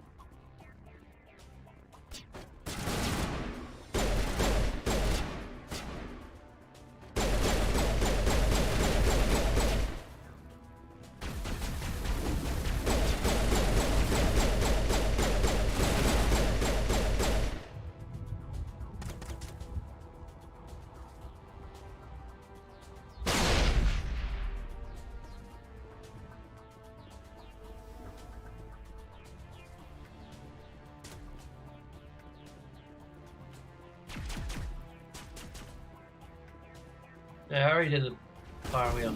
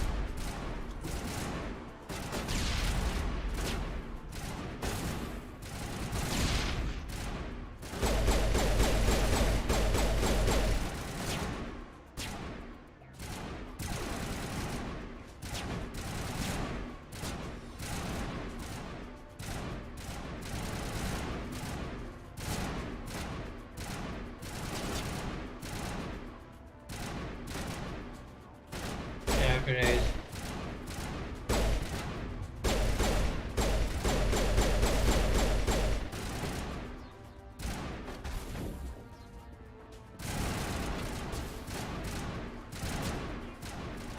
Okay, so that's the dash.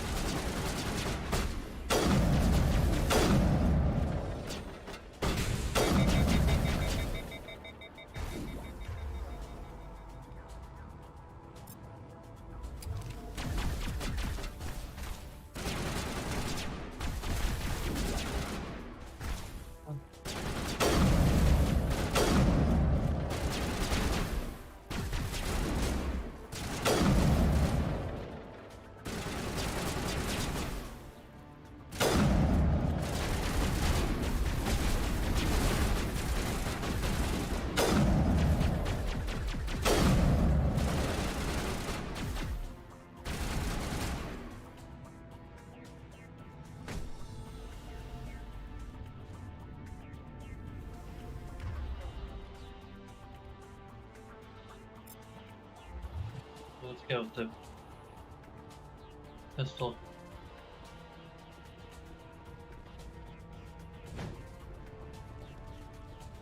Hold on A for dash.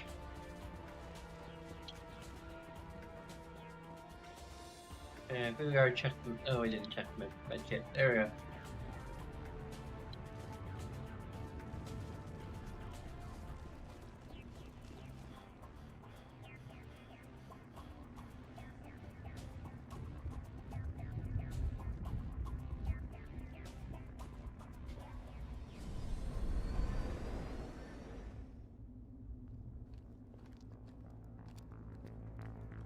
Set the charges. Destroy the entire colony. Leave no evidence that we were here.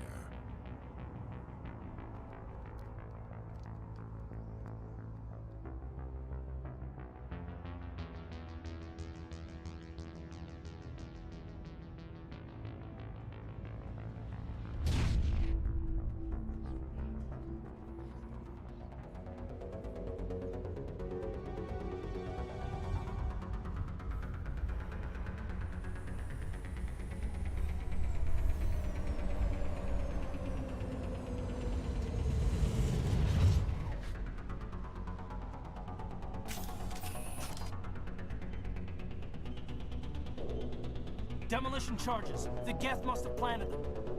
Hurry! We need to find them all and shut them down.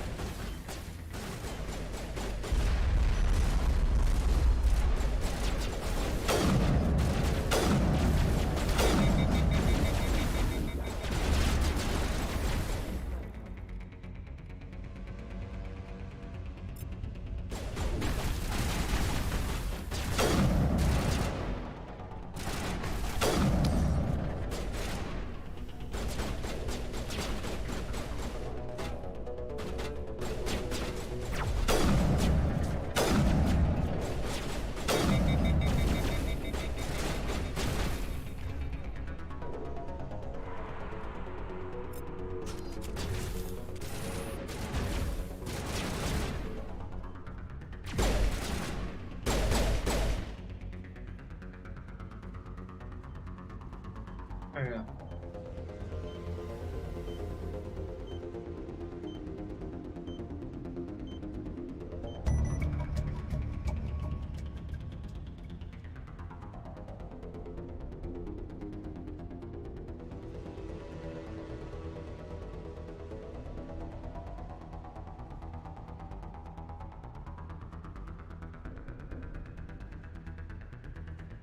Not in the middle of a fight!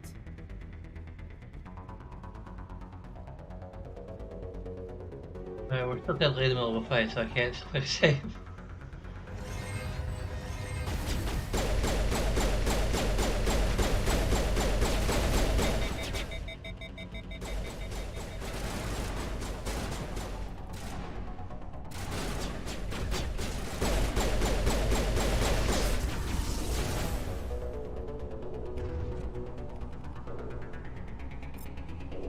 Sabotage!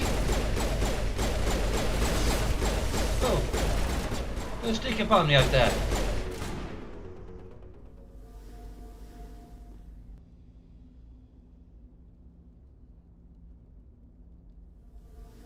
There we go, quick save complete.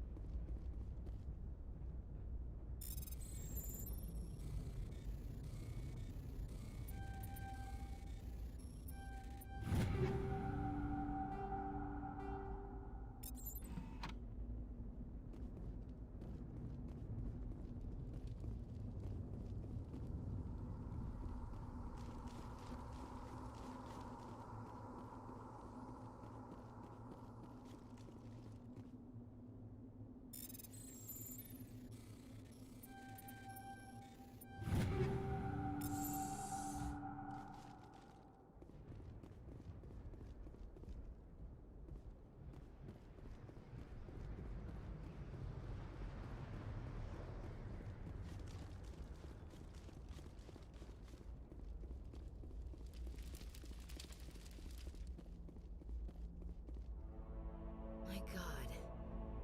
It's like someone dropped a bomb. That must be where the Geth's ship landed. Oh, I think it's a lot more detailed than it was.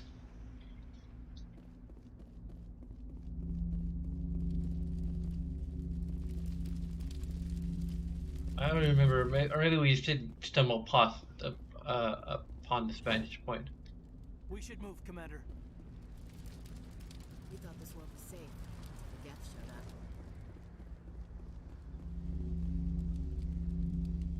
up. What can possibly go wrong? Let's investigate the beacon.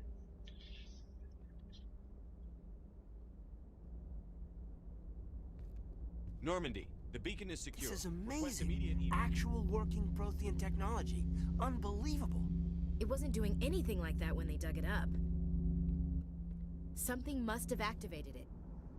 Roger, Normandy. Standing by.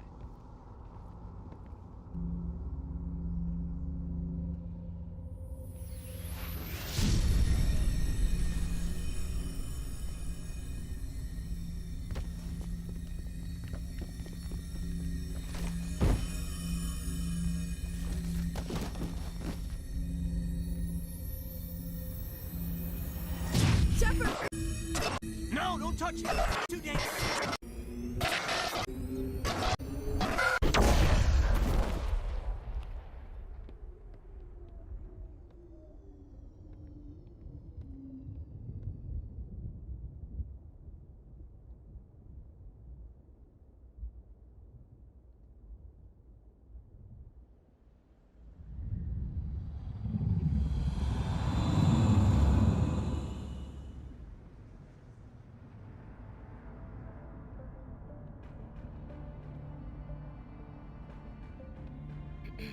We identified the ship that touched down on Eden Prime.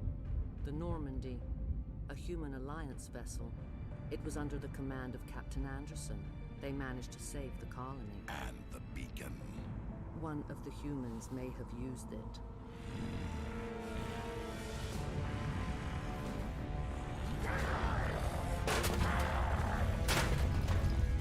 Oh, it's going all Kylo Ren.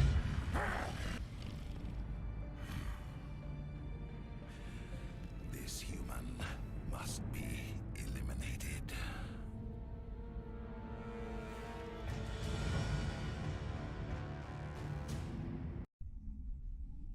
Or maybe Kylo Ren went all Saren. I don't know.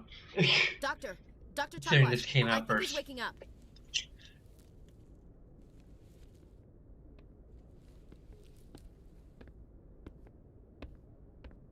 You had us worried there, Shepard. How are you feeling?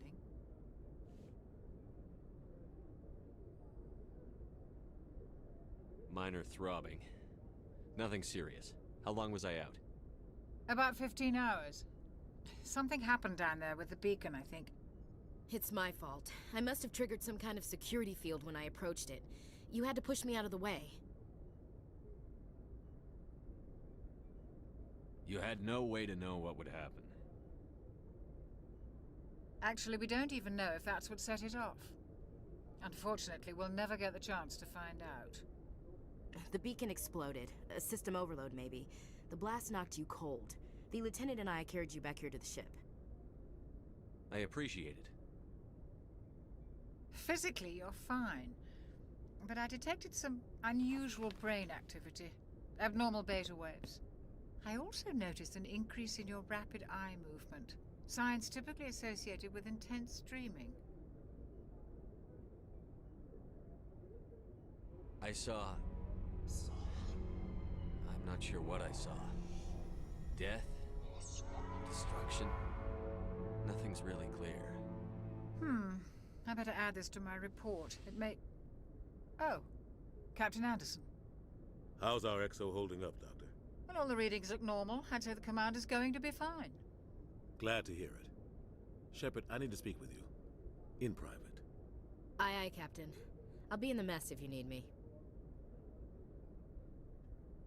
Sounds like that beacon hit you pretty hard, Commander. Are you sure you're okay? I don't like soldiers dying under my command. Jenkins wasn't your fault. You did a good job, Shepard. You said you needed to see me in private, Captain? I won't lie to you, Shepard. Things look bad. Nihilus is dead. The beacon was destroyed and Geth are invading. The Council's going to want answers. I didn't do anything wrong, Captain. Hopefully the Council can see that. I'll stand behind you and your report, Shepard. You're a damned hero in my books. That's not why I'm here. It's Saren, that other Turian. Saren's a Spectre, one of the best, a living legend. But if he's working with the Geth, it means he's gone rogue. A rogue Spectre's trouble. Saren's dangerous, and he hates humans. He didn't come to Eden Prime because he hates humans. You're right. Saren has allied himself with the Geth. I don't know how. I don't know why. But it had something to do with that beacon. You were there just before that beacon self-destructed. Did you see anything? Any clue that might tell us what Saren was after? Just before I lost consciousness, I had some kind of vision. A vision? A vision of what? Yo! I saw synthetics. Geth, maybe. Slaughtering people. Butchering them. We need to report this to the Council, Shepard. What are we gonna tell them? I had a bad dream? We don't know what information was stored in that beacon. Lost Prothean technology? Blueprints for some ancient weapon of mass destruction? Whatever it was. Saren took it. But I know Saren. I know his reputation is politics. He believes humans are a blight on the galaxy. This attack was an act of war. He has the secrets from the beacon. He has an army of Geth at his command, and he won't stop until he's wiped humanity from the face of the galaxy. I'll find some way to take him down. It's not that easy. He's a Spectre. He can go anywhere, do almost anything. That's why we need the Council on our side. We prove Saren's gone rogue, and the Council will revoke his Spectre status. I'll contact the ambassador and see if he can get us an audience with the Council. He'll want to see us as soon as we reach the Citadel. We should be getting close. Head up to the bridge and tell Joker to bring us into dock. See how much better Mark Mir gets at playing Shepard.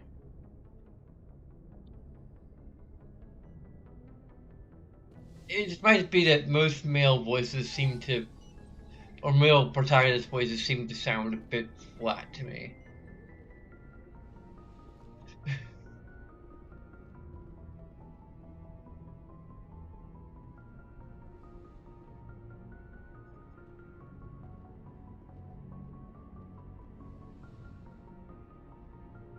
I had the same problem with Cyberpunk. Hey, Commander. And at least fortunately you could use the female voice for V and still be able to romance Pan Am, so that's actually pretty fortunate.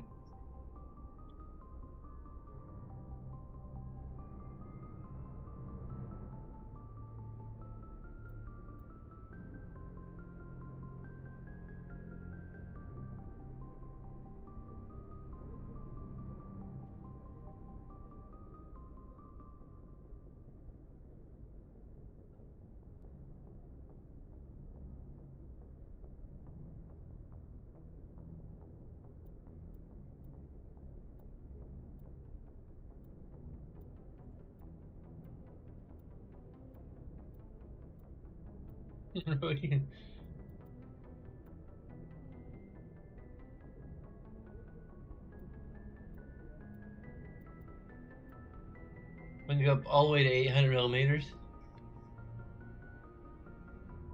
Oh.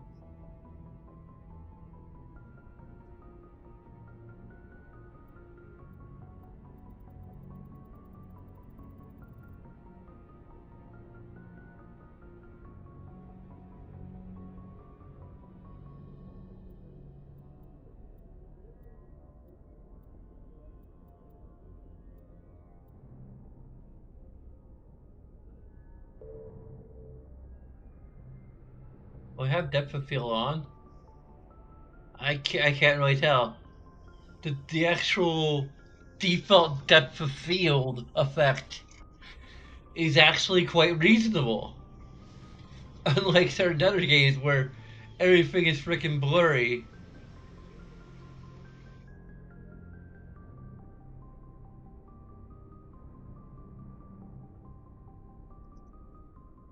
Ellie? What are you doing?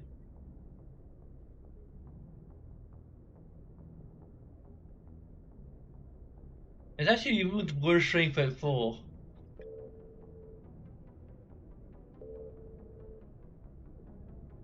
And we got film grain on, though it's not very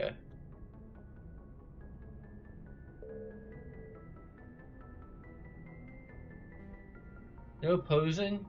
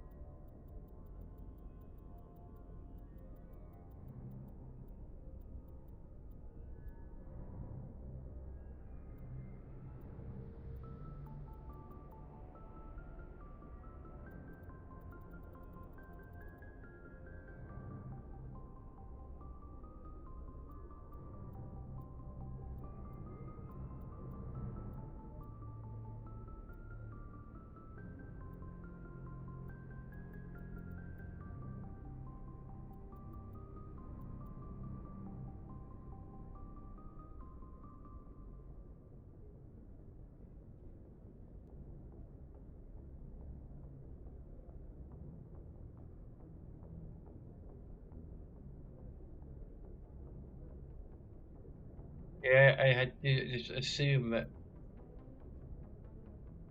it's taken a photo and saved it someplace.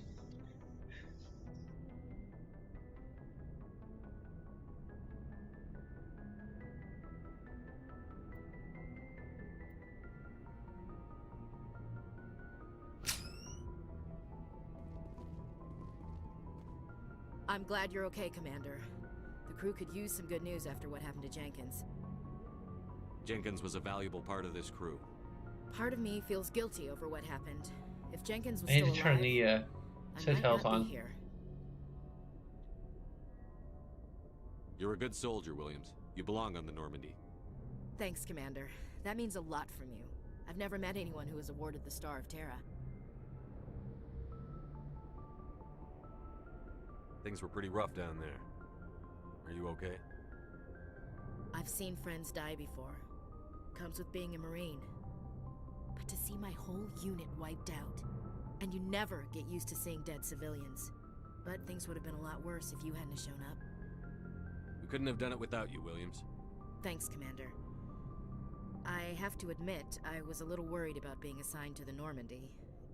It's nice when someone makes you feel welcome. I think you're gonna fit in here just fine, Williams.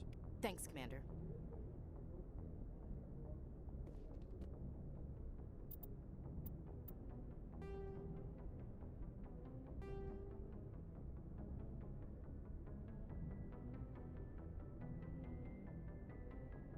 A frame rate cap is 240. We can't even. Ah.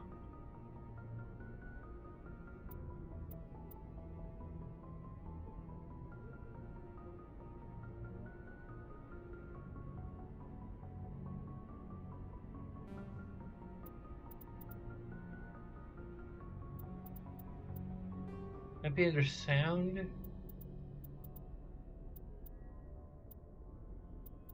Gameplay? Oh yeah.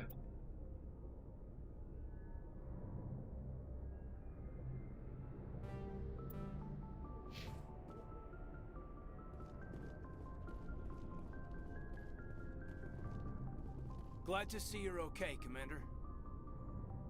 Glad to see you're okay, Commander. Oh, no dialogue. Okay. Yes, Commander? Is there something you need? How well do you know the lieutenant? I'd never worked with him before this mission. But he has an impressive service record. Over a dozen special commendations. Tends to keep to himself, though. Maybe because of the headaches. It's not easy being an L2. What does that have to do with it? Well, most biotics now use the L3 implants.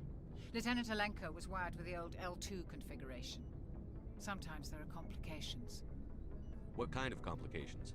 Severe mental disabilities, insanity, crippling physical pain. There's a long list of horrific side effects. Caden's lucky. He just gets migraines. What do you know about Captain Anderson? I've served with him for a few tours now. He knows when to let things slide and when to crack the whip. The crew knows he's seen pretty much anything they'll ever run into. And he cares about the people under his command. Yeah, you can still tell this is an older engine.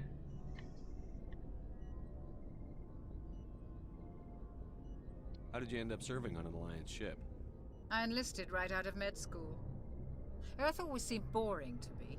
Too safe, too secure. I figured the colonies were teeming with exotic adventure. I wanted to travel the stars, tending the wounds of tough soldiers with piercing eyes and sensitive souls. Turns out military life isn't quite as romantic as I'd imagined. But humanity needs the Alliance if we want to keep expanding through the Traverse, and the Alliance always needs good doctors. So I stayed on to do my part. Ever think you made the wrong choice? Sometimes I think about opening a private practice back on Earth. Or maybe taking a position at one of the new med centers out in the colonies. But there's something special about working on soldiers. If I left the Alliance now, I'd feel like I was abandoning them. I should go. Goodbye, Commander.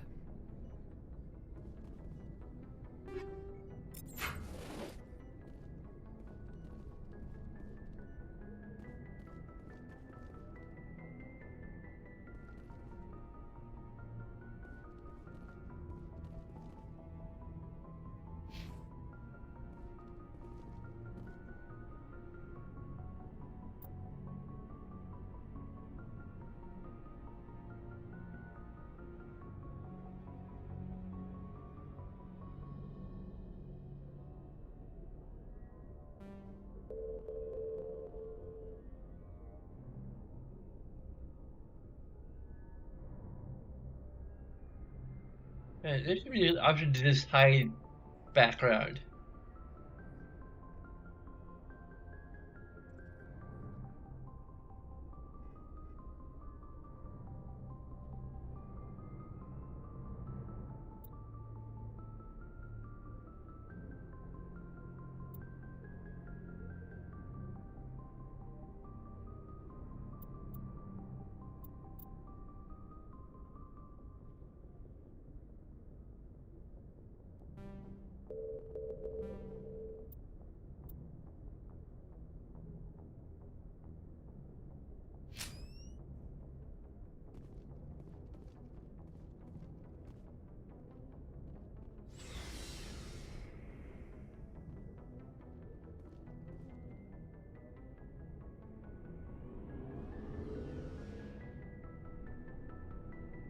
Imagine they probably shortened the elevator ride.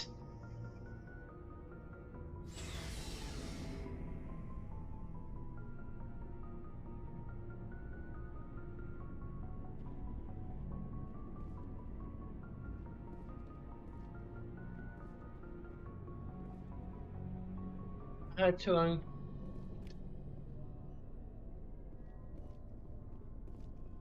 Hey, Commander. Looking for some extra supplies before you head out? What have you got? Whatever you want. Armor, weapons, mods.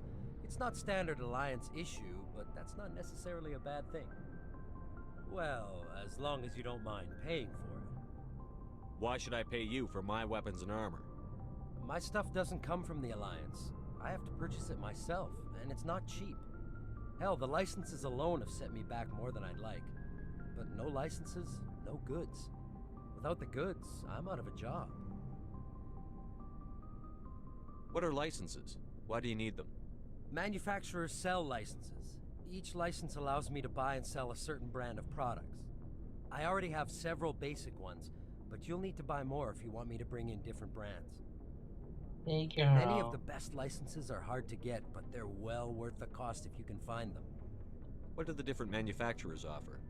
There are too many for me to keep track of, but each license will explain what it's good for.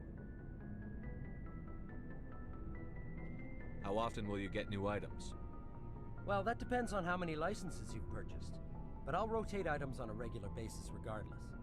And anytime we land someplace with a big enough port, I'll buy, sell, and trade whatever I can.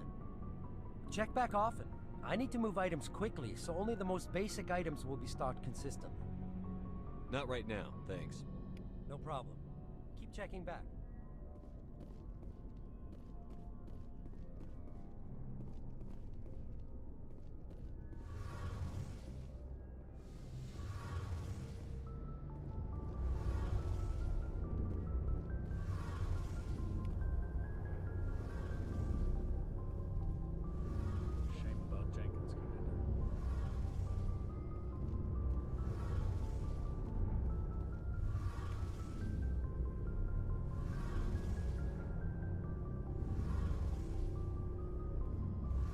Actually, kind of like the way this looked in the original game.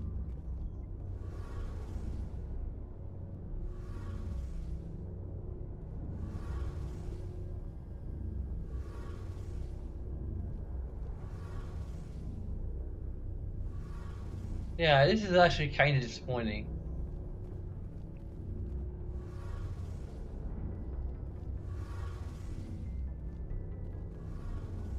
I don't know how to describe it. Like, there's a lot more, I guess, bloom effect going on here, which...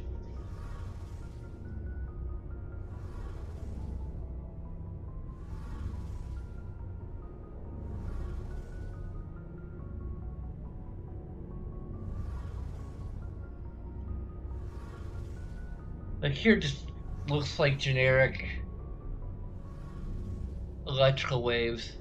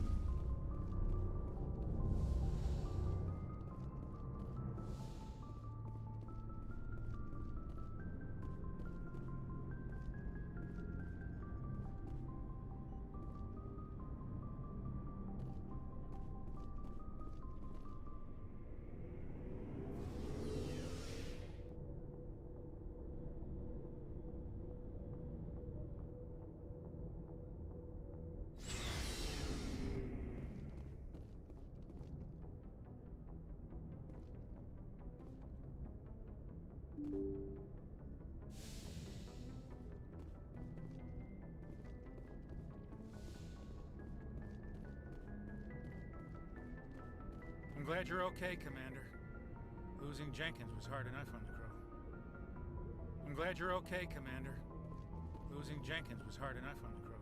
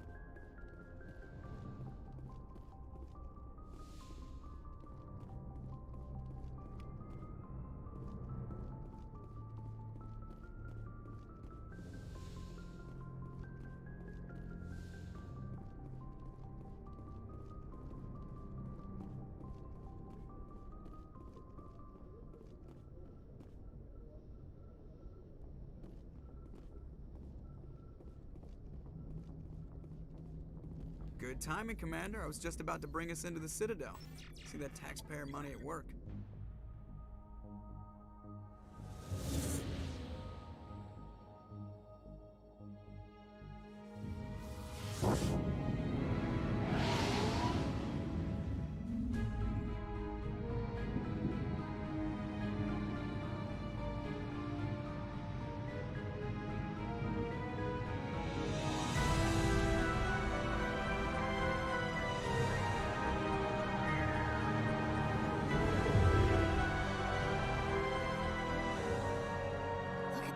Of that ship.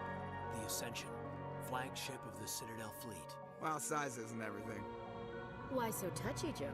I'm just saying. Hey, Ellie. Look at that monster. Its main gun could rip through the barriers in any ship in the Alliance fleet. Good thing it's on our side, then. Citadel Control, this is Wait, SSV Normandy, requesting permission to land. It's distracting me from the cutscenes. Clearance granted. You may begin your approach. Transferring you to an Alliance operator. Roger, Alliance Tower. Normandy out. Normandy, this is Alliance Tower. Please proceed to Dock 422.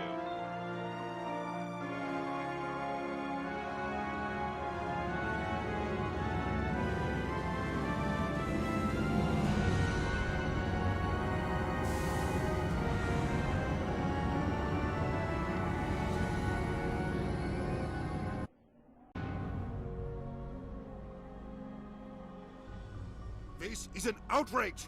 The Council would step in if the Geth attacked a Turian colony? The Turians don't found colonies on the borders of the Terminus systems, Ambassador. Humanity was well aware of the risks when you went into the Traverse. What about Saren? You can't just ignore a rogue Spectre. I demand action! You don't get to make demands of the Council, Ambassador. Citadel Security is investigating your charges against Saren. We will discuss the CSEC findings at the hearing, not before. Captain Anderson, I see you brought half your crew with you. Just the ground team from Eden Prime, in case you had any questions. I have the mission reports. I assume they're accurate? They are. Sounds like you convinced the Council to give us an audience. They were not happy about it. Saren's their top agent. They don't like him being accused of treason.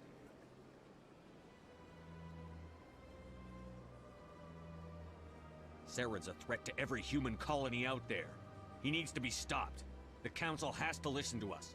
Settle down, Commander. You've already done more than enough to jeopardize your candidacy for the Spectres. The mission on Eden Prime was a chance to prove you could get the job done. Instead, Nihilus ended up dead and the beacon was destroyed. That's Saren's fault, not his. Then we better hope the CSEC investigation turns up evidence to support our accusations.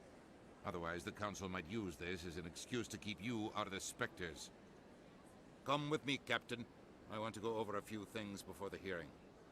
Shepard, you and the others can meet us at the Citadel Tower, top level. I'll make sure you have clearance to get in. And that's why I hate politicians.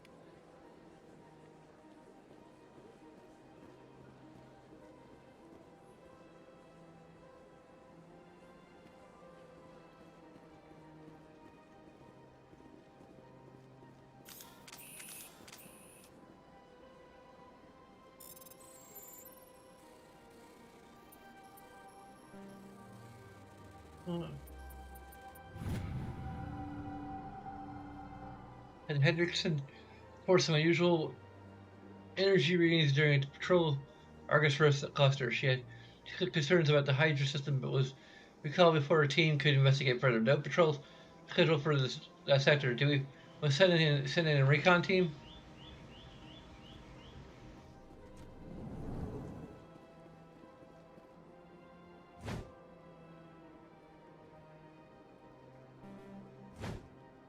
By the way,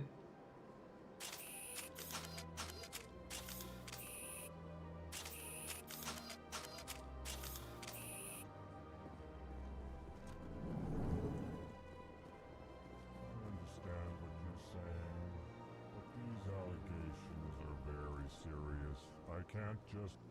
This is serious. My reputation is at stake.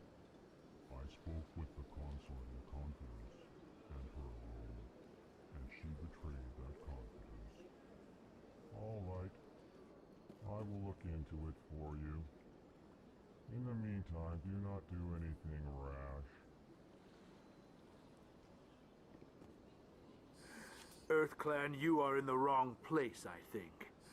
Your ambassador is next door in the large office. Chastising remark. Don't be so rude, Din. At least introduce yourself. I am Din Korlak, Volus ambassador. Is No. there something I can do for you, EarthClan?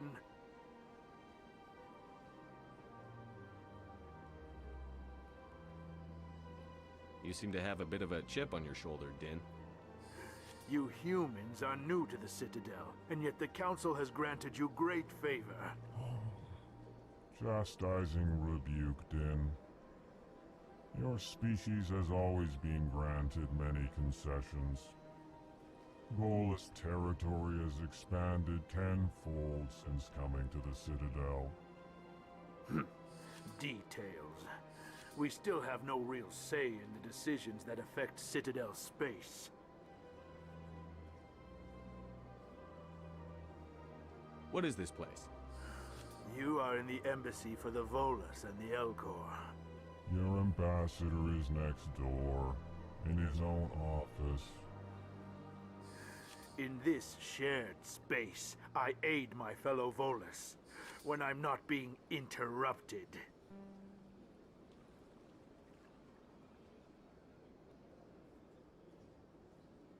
I'd like to know more about the Volus. I'm sure our history and culture would bore you, EarthClan. Actually, I would like to know more about your history. My people came to the Citadel shortly after the Asari Solarians had discovered it. We were instrumental in establishing a standardized galactic economy. However, despite our long association with the Citadel and our many contributions to galactic society, we still do not hold a seat on the Council.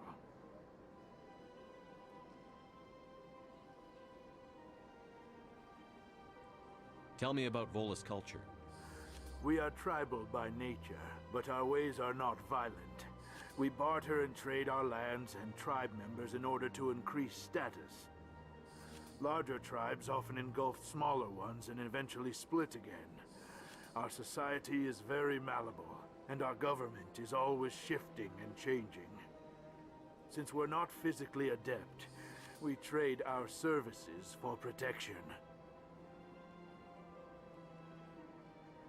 What is it you do here?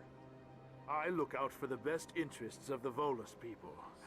No easy task considering how often we are overlooked by the Council.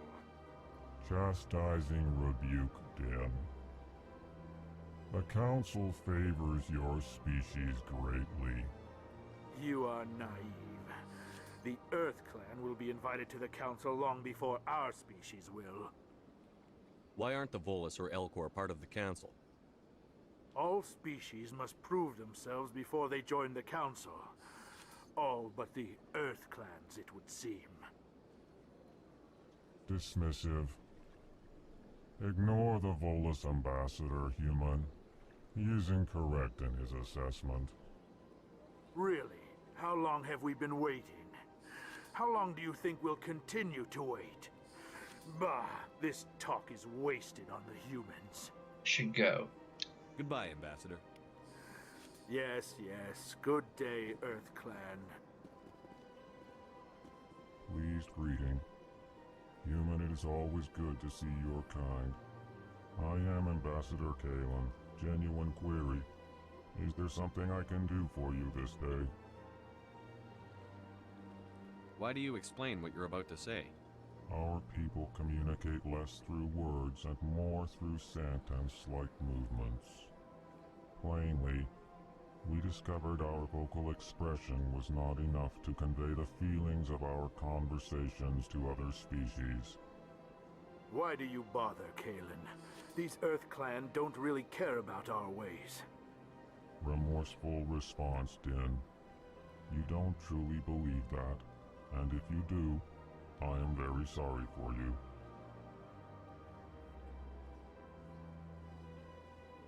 Tell me more about your species. Genuine enthusiasm. I delight in telling the history of my people. It is agreeable to share our culture with others. Tell me about the history and origins of the Elcor. The Elcor were just beginning to explore Council space when the Asari first made contact with us. With their help, we discovered the relay closest to our system, and from there the Citadel.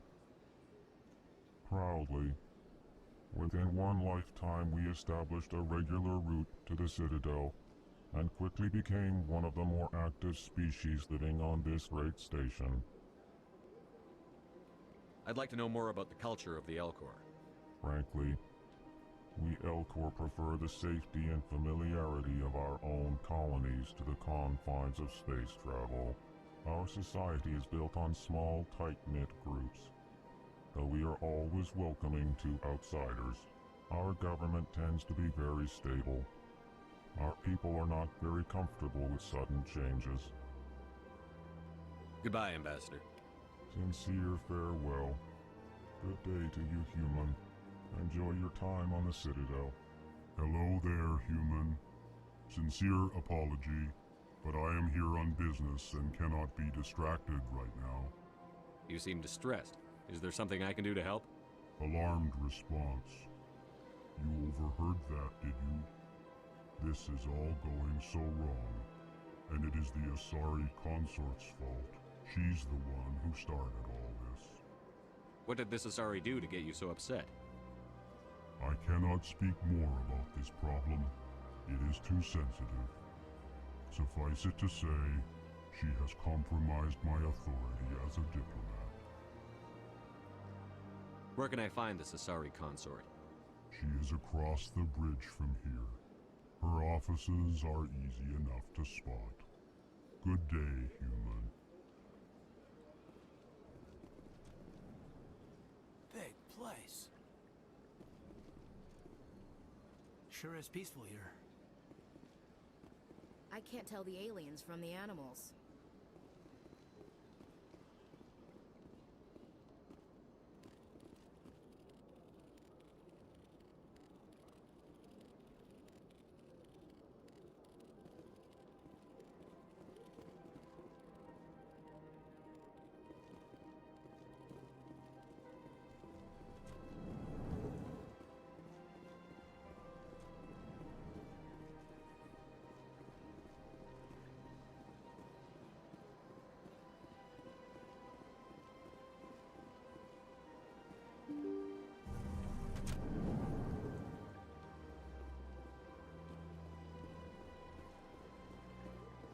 Welcome to the Presidium.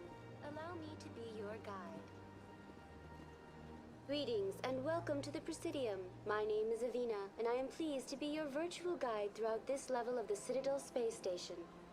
Are you real? So are you a person or a program?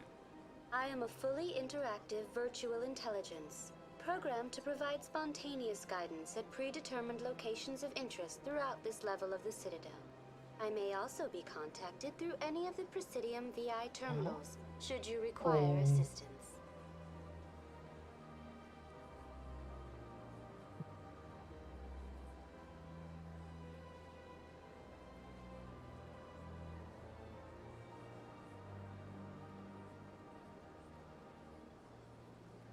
Ain't done looking at my hand? No, we're not.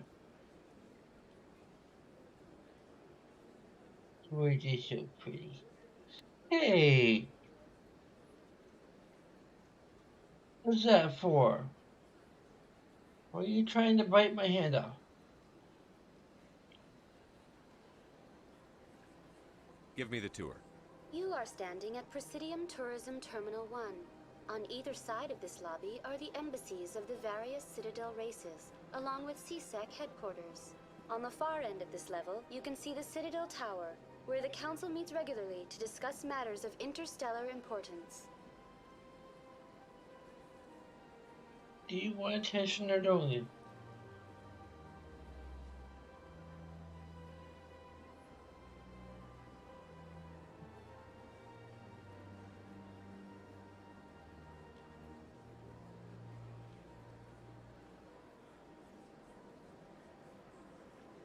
Then, you see me.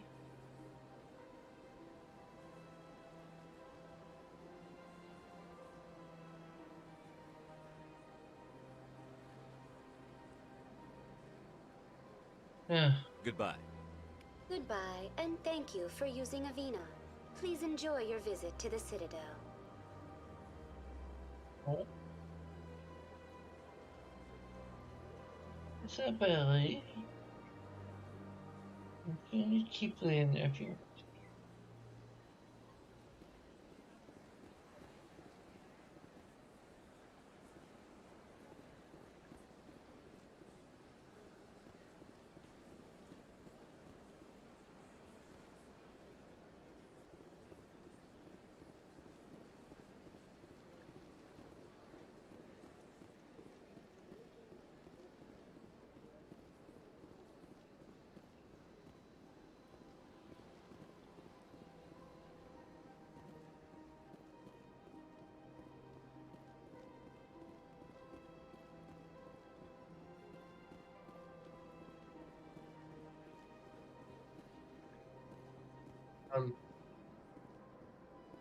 Excuse me? Okay. Well, they've built themselves quite the lake. Wonder if anyone ever drowned in it. Okay.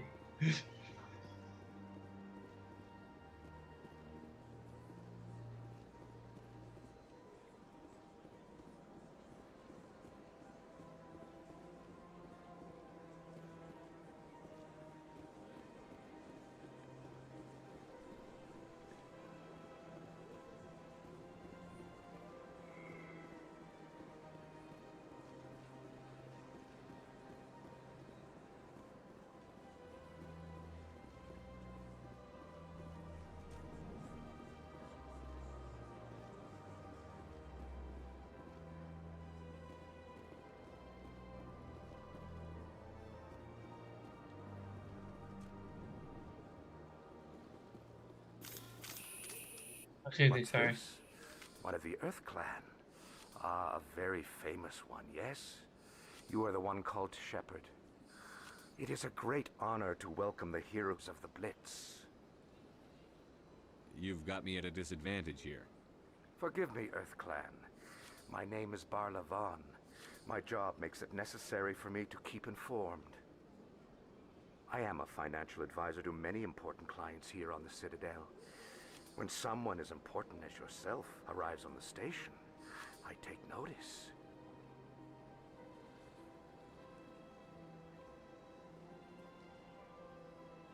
Tell me more about your job. Galactic finance is incredibly complex. A mix of laws and regulations from dozens of interstellar economies.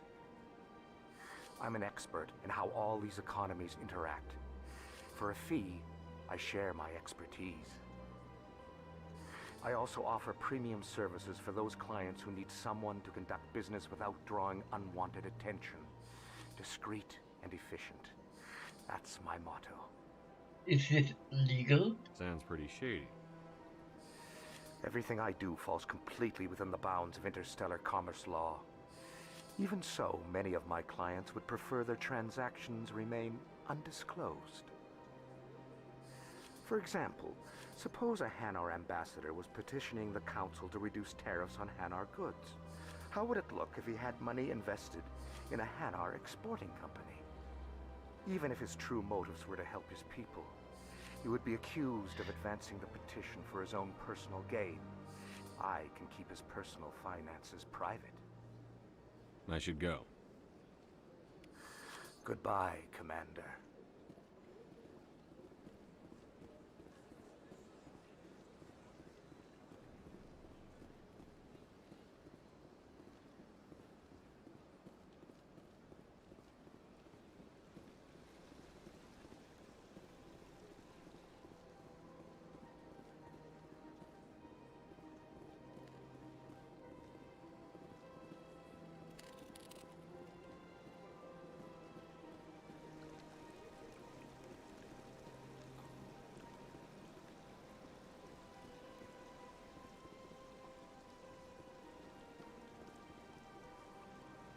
Hard to believe the Krogan were once seen as the saviors of the galaxy.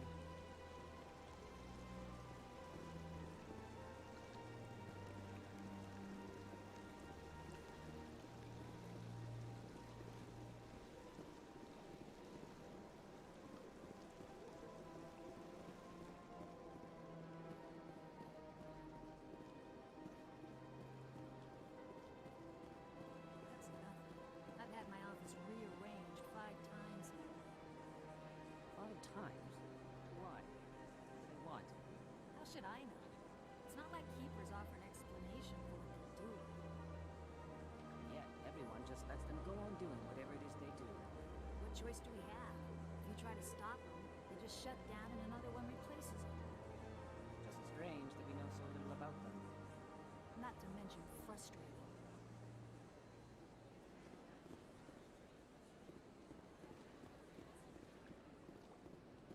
Welcome. I am Nelina. I don't recognize you as one of our expected clients today. Would you like me to see when the consort will be able to meet with you? Can't I just go in? I'm afraid not. Yeah, you must understand there are many who seek the consort services. But if you wish to leave your name, she'll make every effort to meet with you. What do you do here, Nelina? I'm one of the consort's acolytes. Many of the people here today will not see the consort, but they expect to be attended to just the same. It's our job to ensure that they leave contented. What exactly do you attend to? Well, each acolyte has her unique abilities. Some soothe with song, others with conversation. As much as possible, we seek to match the needs of our clients to the skills of our acolytes. My specialty is touch. My fingertips can find every tension point in your body and relieve it. I'd like to try out your services. Excellent. I'll add you to our client list. We should be able to see you in 3 or 4 months. Nobody's worth that much of a wait. Well, that's not for me to judge. I have your name and you'll be contacted. Is there anything else? What is the consort? What does she do? It's difficult to explain. She's many things to many people and something different for each. Some seek her for advice, some for entertainment, others still for pleasure. Most of the time, our clients won't realize what they were seeking until after she has provided it for them. You make her sound like some kind of oracle. No, not in the usual sense. She's merely a woman with remarkable compassion and a generous spirit. I suggest you make an appointment and see for yourself.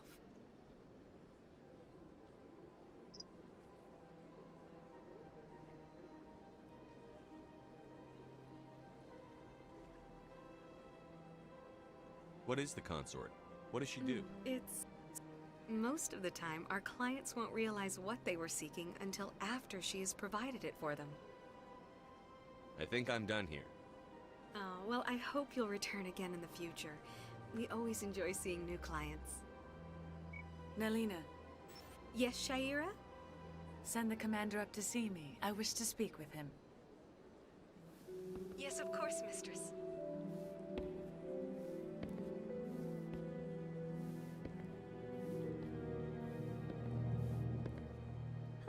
It appears the consort has taken notice of you.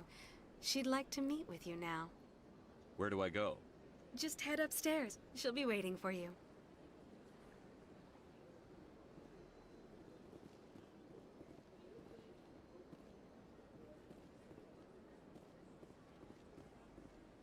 Welcome. It is a pleasure to see you. This is my first time. I can't believe I didn't come sooner.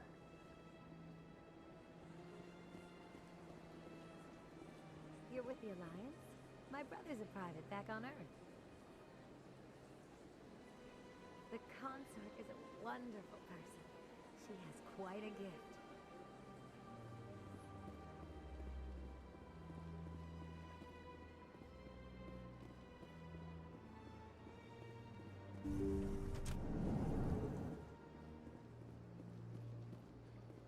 That is close enough, Commander. I've heard a great many things about you since your arrival here in our citadel.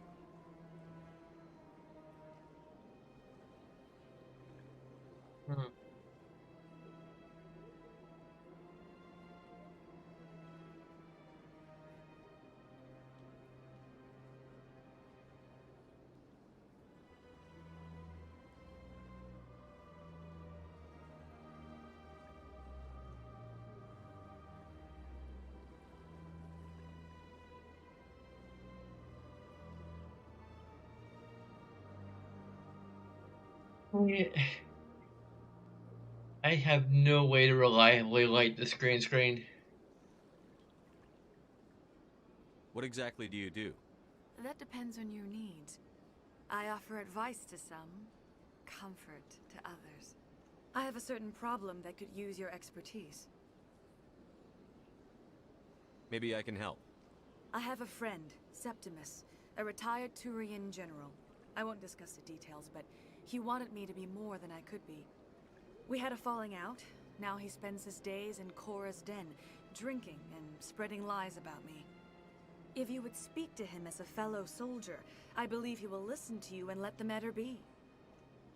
What happened between you? I respect his privacy too much to go into the details. If he wishes to tell you what happened, that is his prerogative. What exactly do you want me to tell him? Appeal to his sense of honor. Remind him of his position as a general. If you can convince him to stop spreading lies about me, I would be very grateful.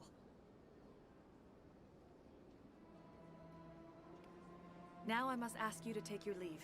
I have many clients waiting to see me. This place is a little too perfect. Like they're hiding something. Big place.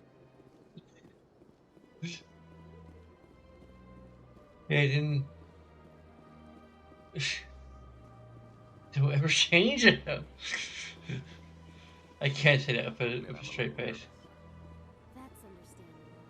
Many are a little unsure what to expect their first time. Don't get me wrong. I've only heard good things about the consort. It's just... The unknown forces us out of our comfort zone. It forces us to be vulnerable. Exactly. That's just what I was thinking. Good. Then we are ready to begin. I see even the humans find the consort irresistible. An hour here is better than a year on leave. Few are ever asked to aid Shaira. It's quite an honor. I think I'm done here. Of course. Come back anytime.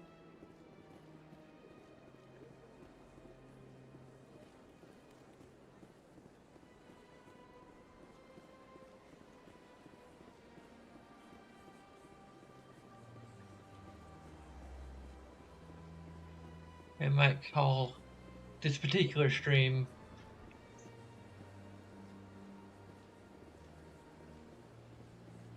I just need to at least get to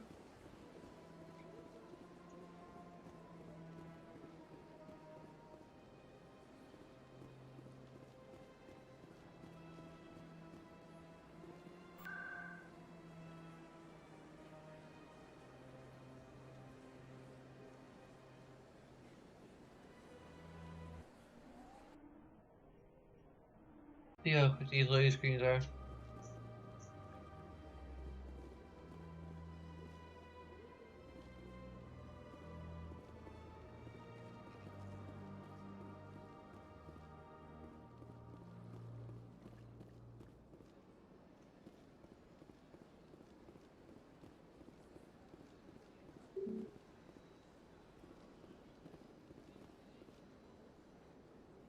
Okay, I need to actually talk to the council.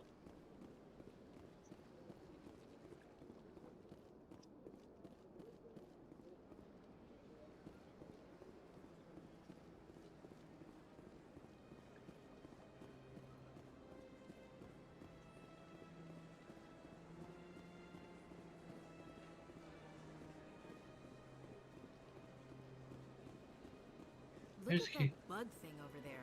What's it doing? Please do not disturb the keepers.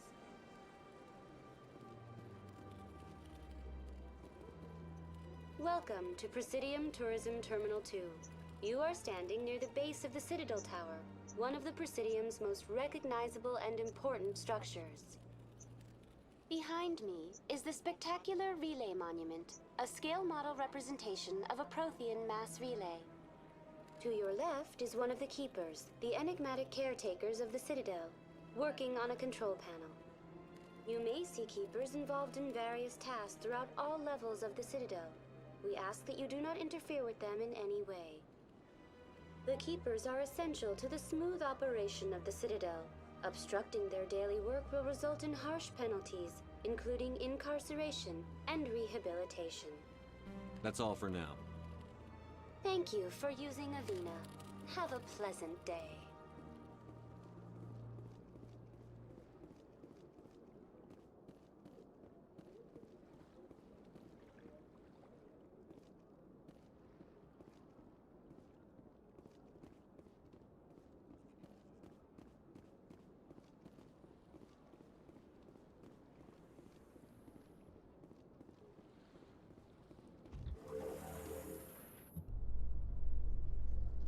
The council isn't gonna ask me any questions, are they? I doubt it. We've made our reports. Now we just have to trust Ambassador Udina. No, we don't, sir.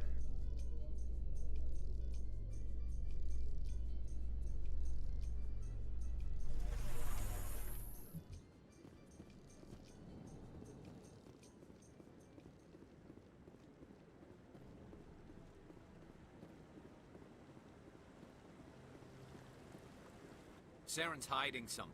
Give me more time. Stall them. Stall the council? Don't be ridiculous. Your investigation is over, Garrus.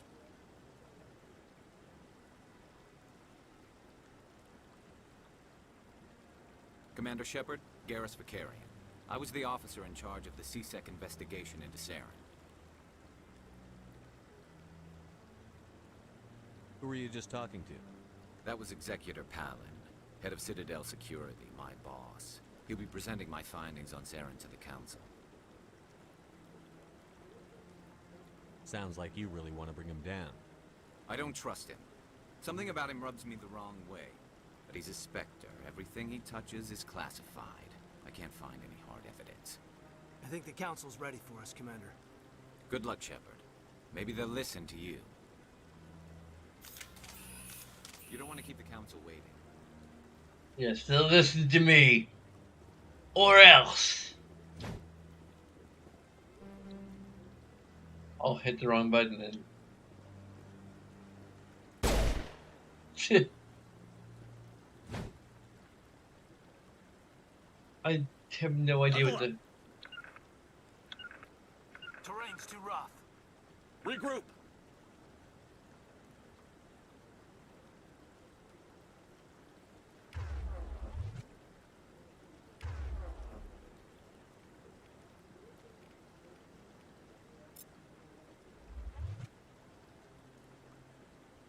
Oh.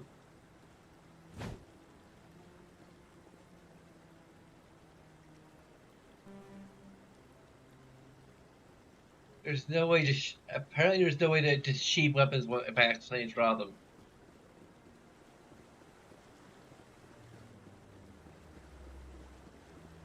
We have to like walk around until we like cutscene or...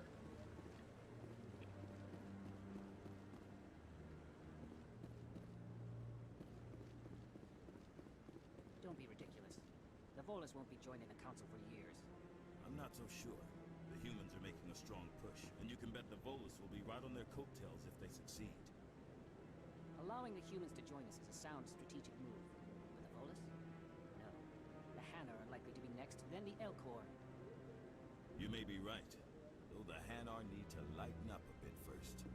You just don't like them because you have trouble understanding them.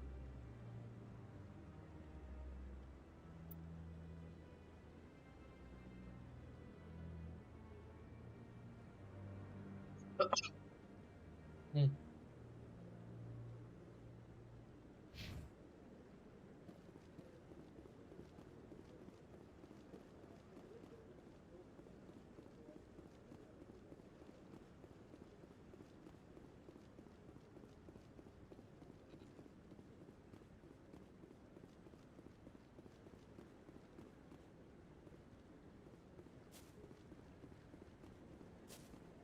No, I'm waiting to speak with one of the Councilor's assistants. Commander?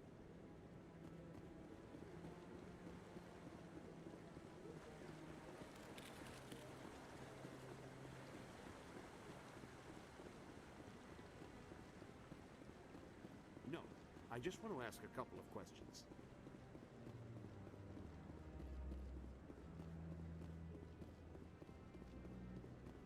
The hearing's already started. Come on.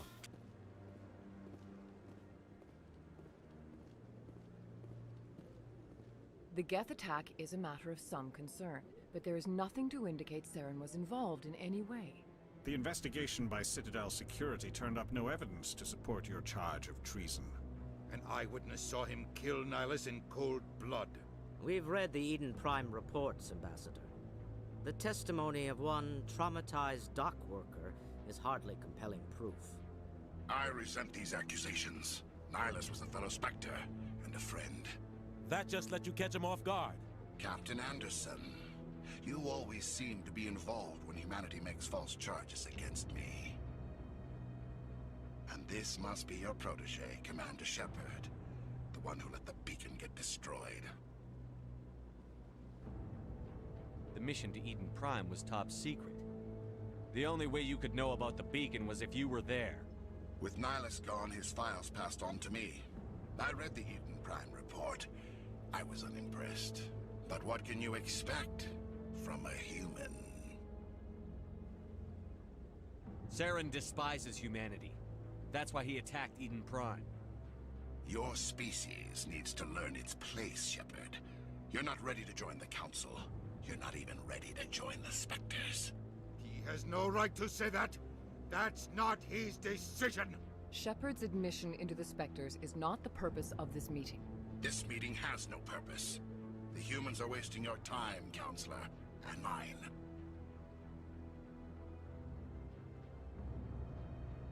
You can't hide behind the Council forever. There is still one outstanding issue. Commander Shepard's vision. It may have been triggered by the beacon. Are we allowing dreams into evidence now? How can I defend my innocence against this kind of testimony? I agree. Our judgment must be based on facts and evidence, not wild imaginings and reckless speculation. Do you have anything else to add, Commander Shepard? You've made your decision. I won't waste my breath.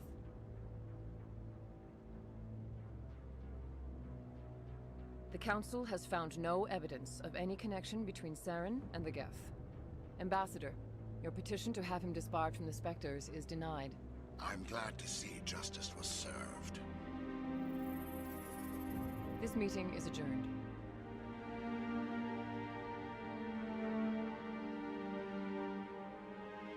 The only thing that we really care about is, or care for, rather, It was a mistake bringing you is into how that hearing, Captain. You and Saren we have too much can't, history. we aren't really. Made the Council question our motives. I know Saren. He's working with the Geth for one reason. To exterminate the entire human race. Every colony we have is at risk. Every world we control is in danger. Even Earth isn't safe. Yeah, this definitely is necessary. I don't know if I need to turn up the frickin' tolerance again.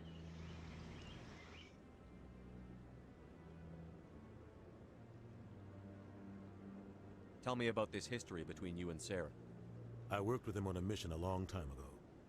Things went bad. Real bad. We shouldn't talk about this here. But I know what he's like. And he has to be stopped. What's our next step? As a Spectre, he's virtually untouchable. We need to find some way to expose him. What about Garrus, that CSEC investigator? We saw him arguing with the executor. That's right. He was asking for more time to finish his report. Seems like he was close to finding something on Saren. Any idea where we could find him? I have a contact in CSEC who can help us track Garrus down. His name is Harkin. Forget it. They suspended Harkin last month, drinking on the job. I won't waste my time with that loser. You won't have to. I don't want the Council using your past history with Saren as an excuse to ignore anything we turn up. Shepard will handle this. I'll take care of it. I need to take care of some business. Captain, meet me in my office later. Harkin's probably getting drunk at Cora's Den. It's a dingy little club in the lower section of the wards. I thought you said he was a drunken loser. Couldn't hurt to go talk to him. Just be careful. I wouldn't call him reliable. You and Saren have a history. What happened? About 20 years ago, I was part of a mission in the Skillian Verge. I was working with Saren to find and remove a known terrorist threat. Saren eliminated his target, but a lot of people died along the way. Innocent people. And the official records just covered it all up. But I saw how he operates. No conscience. No hesitation. He'd kill 1,000 innocent civilians to end a war without a second thought. Killing innocents doesn't end wars, it causes them. I know how the world works, Commander. Sometimes you're forced to make unpleasant decisions. But only if there's no other way. Saren doesn't even look for another option. He's twisted, broken. He likes the violence, the killing. And he knows how to cover his tracks. I should go. Good luck, Shepard. I'll be over in the ambassador's office if you need anything else.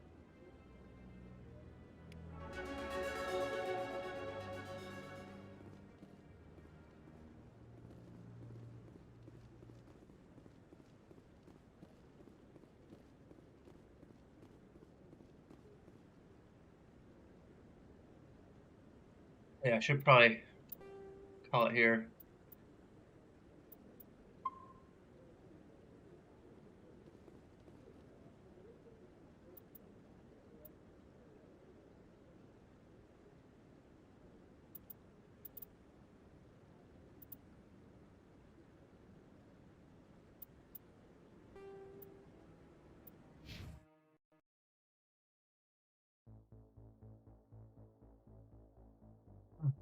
Okay.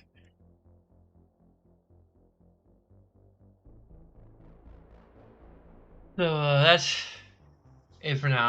I'll probably stream a bit longer later, or a bit more later.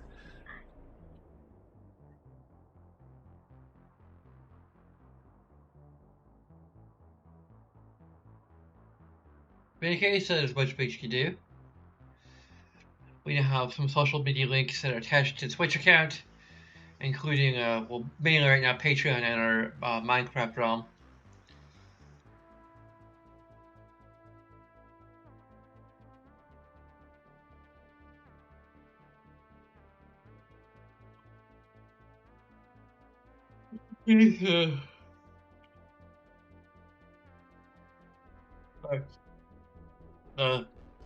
Thanks for watching. Until next time, sign off.